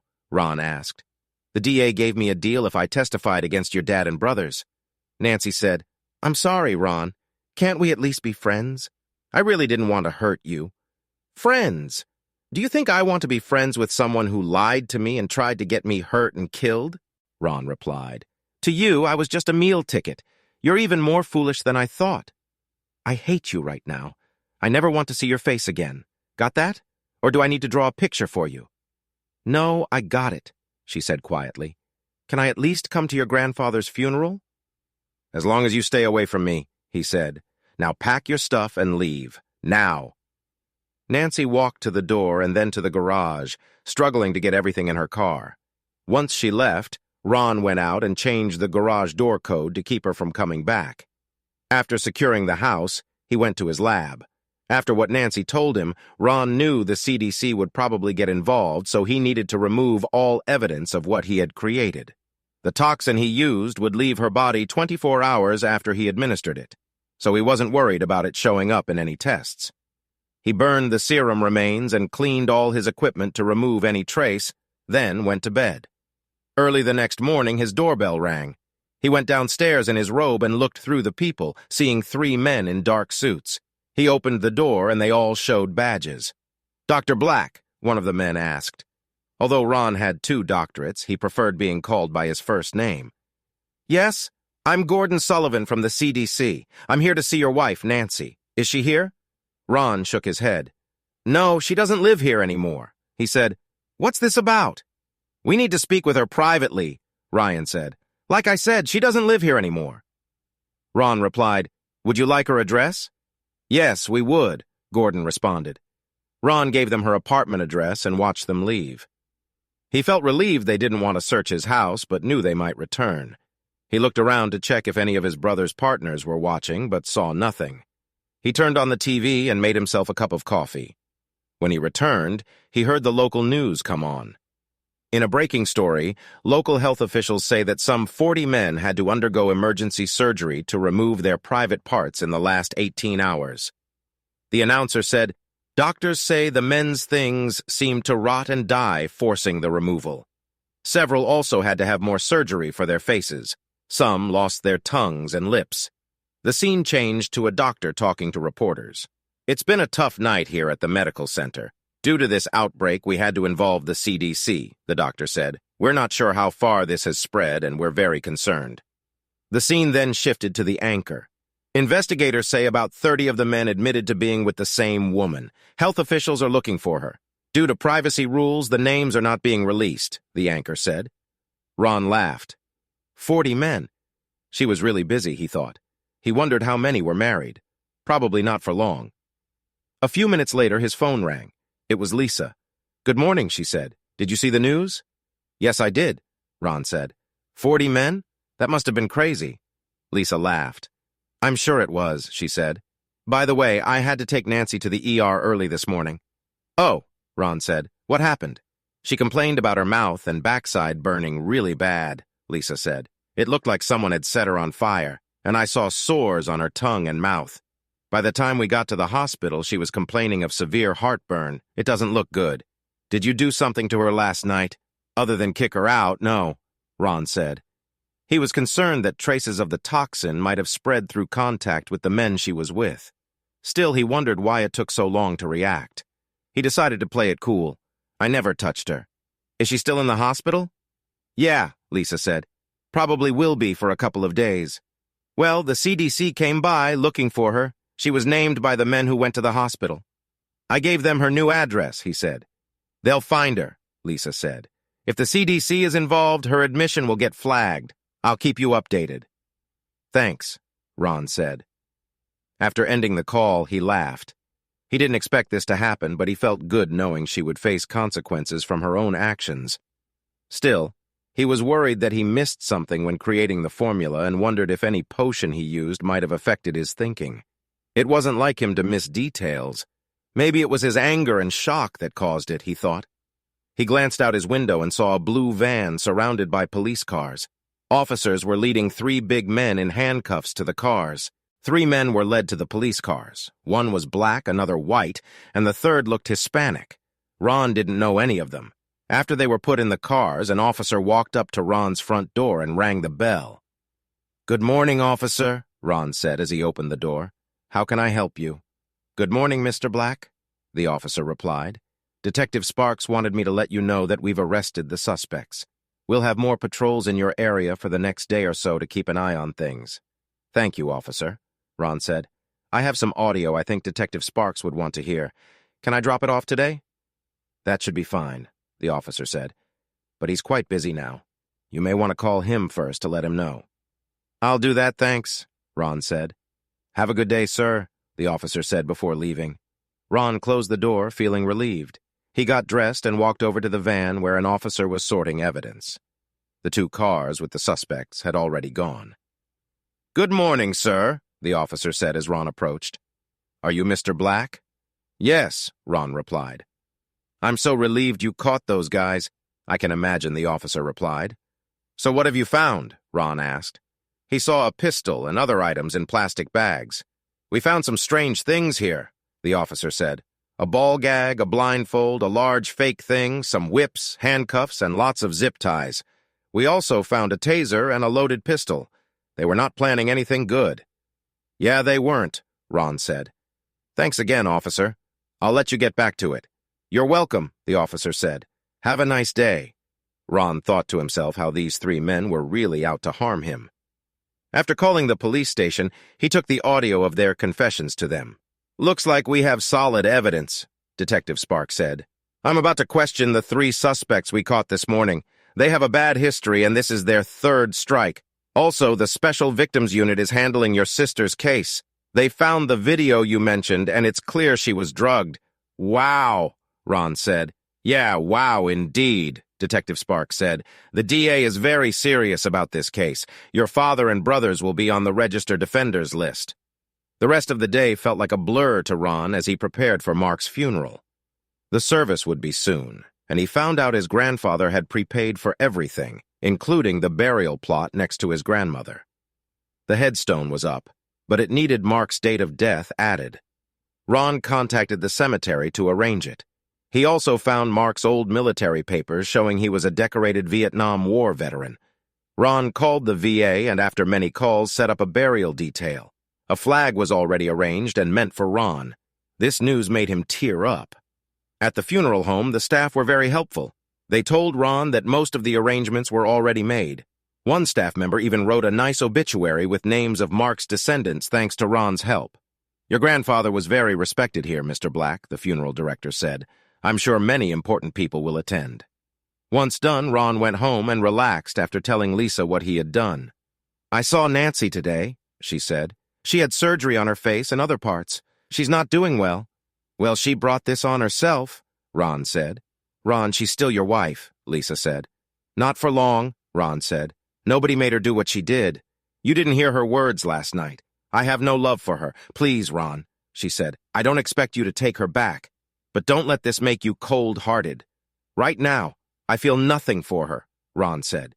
Just don't let this change who you are, she advised. By the way, she added, I set up an appointment for Mom to see Marcus. I'll take her tomorrow morning. Thanks, Lisa, he said. Tell Marcus I'll pay for her divorce. I will, Ron, Lisa said. I also told him that Nancy will be in the hospital for a while. He plans to serve her papers there. They ended the call and Ron got something to eat. He didn't care much about Nancy, but Lisa's words lingered. Was he becoming a monster? He hoped not, but he knew he wasn't the same anymore. He went to his lab, checked his health stats, and felt good about the results. It seemed he'd found the right mix. Skipping his dose that night, he changed into workout clothes. Exercise started to help him think clearly. Mark's funeral happened a few days later and went well. Just as the funeral director said, many notable people attended, including a retired senator and some House members. They all shook Ron's hand and shared their sympathy. Ron gave a moving eulogy and thanked everyone for coming. From there, they went to the cemetery for the graveside service. He thought he was the last to leave and sat next to Mark's grave. Overwhelmed with sadness, he began to cry. Mark was more than his grandfather. He had been Ron's best friend and trusted advisor. Mark always supported him, even when no one else did. He felt a hand on his shoulder and looked up to see Lisa also crying. I miss him too, she said. He nodded. For a long time, he was the only real family I had, Ron said. Sometimes I wonder what I'll do without him. I know, Ron, she said softly, but he'll never really be gone, you know. As long as you remember him, he'll be in your heart, and I promise I'll be here for you too. Thanks, Lisa, Ron said. That means a lot. How is Mom doing? He had spent time with her earlier, but he had been busy with the ceremony and didn't get to be with her and Lisa as much as he wanted. She's very sad, but I think she'll be okay, Lisa said. Marcus is filing papers against Dad. He'll either get them in the hospital or in jail. They plan to take all three of them in the next few days. They had to do surgery on George, so he's recovering from that. Ron laughed a bit at that news.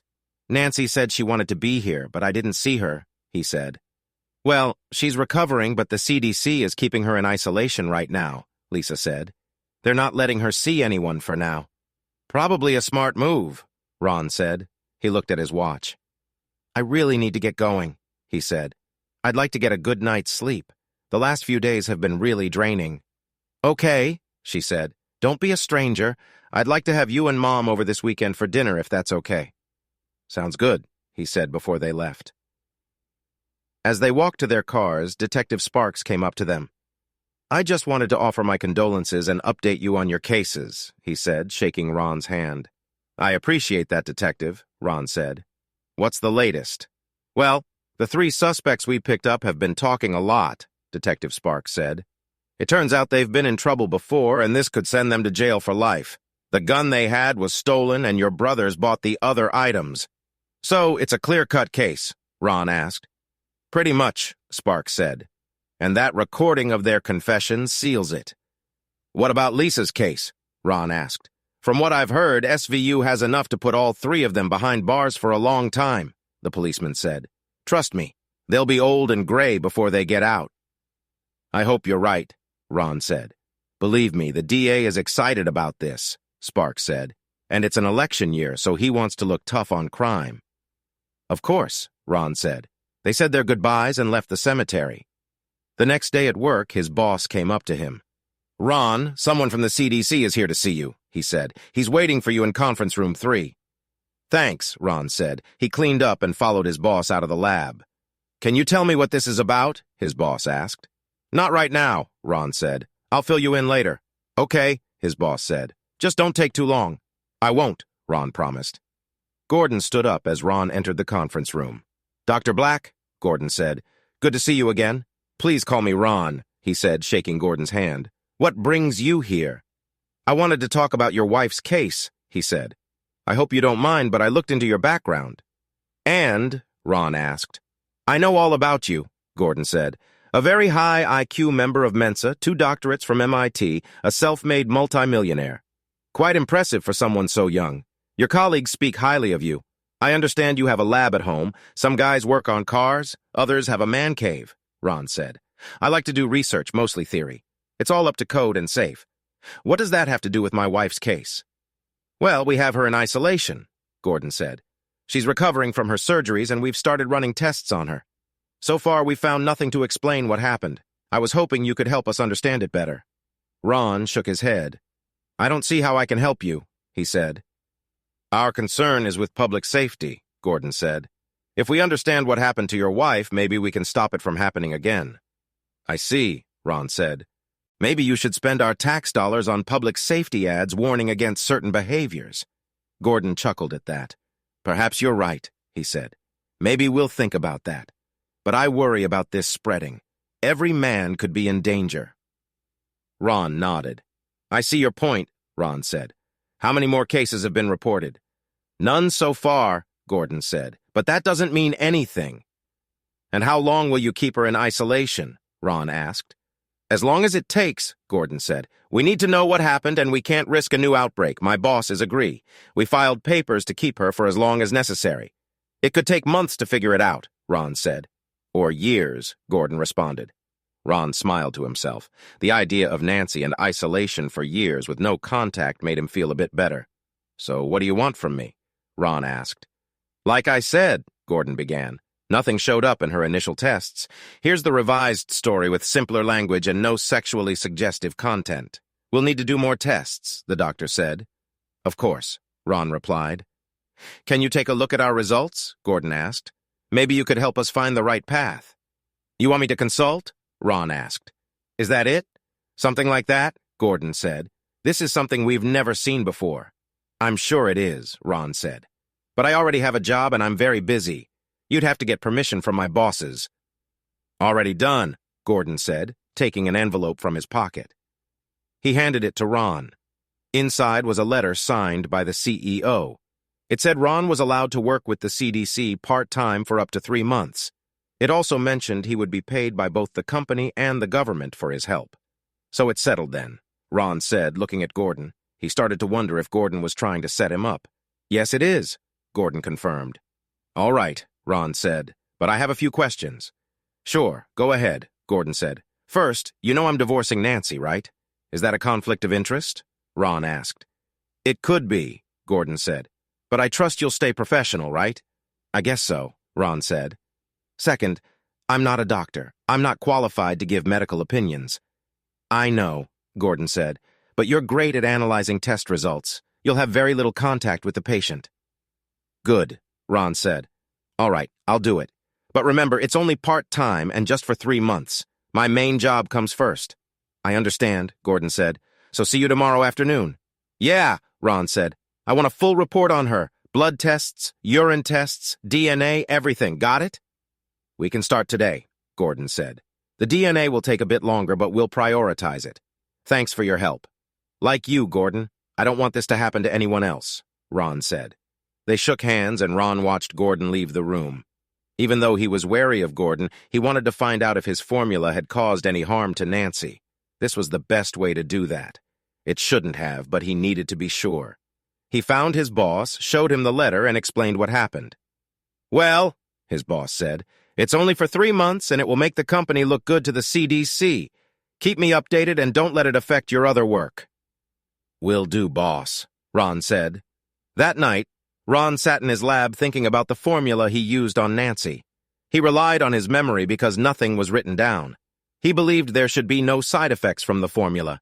It was supposed to clear out of her system in 24 hours. The next afternoon, Ron wore a special suit to avoid direct contact with Nancy. After putting it on, Gordon took him to a room. Ron noticed the bandages on her face. She didn't recognize him at first, but her eyes widened when she realized who he was. Mrs. Black, Gordon said, we've brought in a consultant to help us understand what happened. Please cooperate with him fully. Ron, she asked weakly. Her soon-to-be ex-husband looked at her through the suit's visor. Call me Dr. Black, he said in a straightforward tone. I'm sorry for everything, she said. I'm not here for apologies, he said. You were clear the other night, and you've gotten my response. I'm here to help the CDC figure out what happened. He looked at Gordon. Has she been tested for any diseases yet? He asked. Yes, Gordon said. She had some infections. We treated her for those before her surgery. I see, Ron said. And do you have the results I asked for? Everything but the DNA, Gordon said. That should be ready in a few days. I've rushed it. Okay, Ron said. You know those infections will affect the results. We'll need to run more tests in a couple of weeks. He looked back at Nancy and handed her a notepad and pen. I need you to list all the people you've been with in the last year, he told her. List as many as you can. If you don't know a name, describe them. Also, list any drugs you have taken. We need as much detail as possible. Is that necessary? She asked. Yes, he said. The sooner you start, the better, she nodded.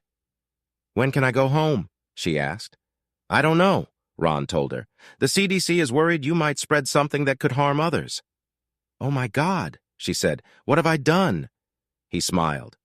Well, besides hurting our marriage, you might have caused a lot of harm, Ron said. I'm sorry, she said, starting to cry. So you've said, Ron told her. He turned to Gordon. I need to take these test results to my own lab to check them. I'll tell you what I find as soon as I can. Wait, you're taking those with you? Gordon asked. Yes, I have to, Ron answered. I can't check them here, but we have rules, Gordon said. And I have my own ways, Ron replied firmly. Look, you wanted my help, right? You came to me, so if you want my help, you'll need to ignore your rules for a while and let me do my job. If you can't, tell me now, and I'll inform my bosses this deal is off. All right, Ron, Gordon said. I guess we can bend the rules this time. Let me know what you find. I will, Ron said. He took the folder and went home. After eating, he went to his lab and began looking closely at the test results, entering them into his computer. He didn't like what he saw. There didn't seem to be anything that could have come from his solution, but there was something else that bothered him. He needed more information, so he called Gordon. That was quick, Gordon said. I'm not done yet, Ron replied. I need a pap smear, a sample of her tissue, and an endometrial biopsy right away. Can you get them? Yes, Ron, Gordon said. What's happening? I'm not sure, but I need these done quickly, Ron said. Got it, Gordon said. I'll do it now. Good, Ron said. Text me when they're ready. 2 hours later, Ron got a text from Gordon saying the samples were ready. He texted back, locked his lab, and left. Here you go, Gordon said, handing him a plastic container with the samples. What did you find? I'm not sure yet, Ron said. I'll let you know. He went back to his lab and started his analysis. A few hours later, he double-checked his findings. If he was right, this was a strong type of gonorrhea that no medicine could cure. Worse, it didn't need sexual contact to spread. He had heard of a man who got something like this in Southeast Asia and wondered if one of Nancy's partners had been there. Weeks later, he met with Gordon and showed him what he found. Are you sure? Gordon asked. Absolutely, Ron said. Gordon shook his head. What do we do now? Gordon asked. We need to make a new medicine for this, but it could take years, Ron said. I talked to my colleagues and they agree. There's more. I found what looks like early cancer cells in the biopsies you took. If I'm right, Nancy might get cervical cancer in the next few years. Do you think this new bacteria caused it? Gordon asked. I don't know, Ron said. It could be since it seems to feed on her tissue. What should we do? Gordon asked. We need to keep her isolated until we can treat the STD, Ron said. I agree, Gordon said. I'll inform my bosses. Do you want to tell her? Sure, Ron said. I'll tell her now. No point in waiting. He put on protective gear and went into her room. She looked at him as he sat next to her. How are you feeling? He asked. Horrible, she said weakly. My throat hurts. It hurts when I pee and there's stuff coming out of me. What's wrong with me? You've caught a type of gonorrhea we've never seen before, Ron said. It has changed and is now living off the cells in your vagina and cervix. We can slow it down, but there's no cure yet. Worse, it doesn't need sexual contact to spread. Oh my God, she said crying. What did I do? You were with the wrong men, he said calmly. Do you know if any of them came from Southeast Asia or were there recently? She shook her head. No, I didn't ask them those questions, she said. What happens now? Well, Ron said, you need to stay in isolation until we find a cure. How long will that take? She asked. He shrugged his shoulders. No one knows, he said. It could take years. Years? She exclaimed. I can't do that. I have classes and things to do. I think your student days are over, Ron said. She shook her head. No, I can't do that, she said. There's more, Ron said. More? Great, she said sarcastically. What? If I'm right, and I usually am, you'll have cervical cancer in a few years, he said. She began sobbing. Then just kill me now and end it, she said. You know I can't do that, he said. She looked at him with pleading eyes. You have to, please, she begged. I can't stand not being able to touch anyone. All I do is lay here and watch TV. They won't let me touch anything without gloves. No, he said. As much as you hurt me, Nancy, I can't do that. I won't. I can't promise you'll get well, but I can promise we'll work to find a cure. It may take 10 years, but we'll find it. And what do I do in the meantime? She asked. By now, Gordon had come to the doorway, fully suited up. You'll stay in a safe place with good care, he said. It's all we can do now. Now that we know what's happening, we can watch you closely. Black assured her, if you get cancer, we'll catch it early and handle it. What about my things? She asked. You'll stay in a nice one-bedroom apartment with all the basics. Gordon said, You can't have guests, but it's much nicer than here. We can bring your stuff if you want. No need for a car, and we'll provide clothes. And, Ron added, you can take your remaining classes online. You might have to retake some you missed. I can arrange that if you'd like. Please do, she said. If it's not too much trouble, it's no trouble, Ron assured her. She teared up, and by now Gordon had left so they could talk alone. I'm sorry, she said. Ron nodded. I know, he replied. Will I ever have a normal life again? She asked. I don't know, Ron said. Maybe, maybe not. Just take it one day at a time. If it helps, I might never have a normal life again either. That's how it is. If you'd stayed loyal, you wouldn't be here. I know, she admitted. So why? He asked. Why did you cheat on our wedding day and keep cheating? Your dad and brothers were very pushy, she explained. I kind of liked how they took charge. They made fun of you, and part of me liked that too. Later, they said they had photos and videos and would show you unless I did what they wanted. At first, I hated it, but then I started liking it more and more. It became a game. Then I needed it, so I started with the guys at school during breaks. You know the rest? Did you mean what you said that last night? He asked. At the time, yeah, she said. But not all of it. I just wanted to hurt you then. I'm sorry. You already said that, Ron reminded her. Are you going through with the divorce? She asked. Oh, yes, he said. She nodded in understanding. I understand, she said. Will I ever see you again? I doubt it, he said, standing up. I'll take care of your things and classes. I'll watch your progress, but don't expect to see or hear from me again. Goodbye, Nancy. I loved you once. Too bad you messed it all up. Goodbye, Ron or Dr. Black, she said. He smiled and left the room. Gordon met him outside. Are you okay, Ron? He asked. Yeah, I'm fine, Ron said. I'll let you know when she's settled, Gordon said. I heard your company will lead the development of this treatment, and you'll be in charge. Good luck. Thanks, Ron said as he walked out. As he drove home, he thought about what happened. His formula made those men lose their parts, but it also helped discover this new disease. Nancy was out of his life, and because of her actions, would never have a normal life. One word came to his mind: success. Epilogue. The divorce went through quickly, especially after the judge learned that Nancy's cheating caused 40 men to lose important parts of their bodies. The criminal cases against Bob, George, and John dragged on, but they were found guilty and got 35 years to life in prison. George and John were found one morning dead in the shower, stabbed many times. Worthless Guys was carved into their chests. Bob lasted about 6 months more. He was found hanging by his bedsheet one morning. He tried to hang himself, but his neck didn't break, and he strangled instead.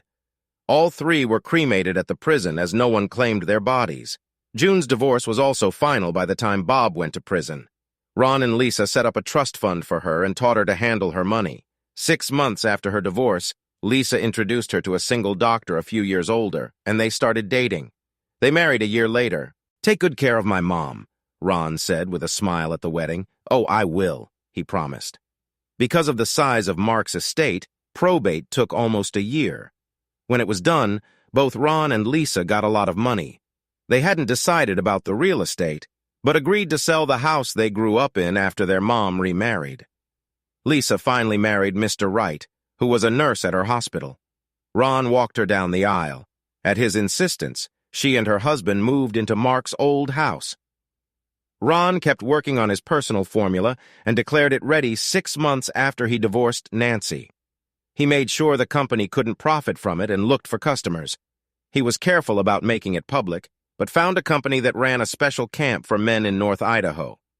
After long talks with the owners, he checked out the camp and watched how it worked. He was convinced after seeing a burn the bad wife ceremony where a woman who cheated was burned in effigy.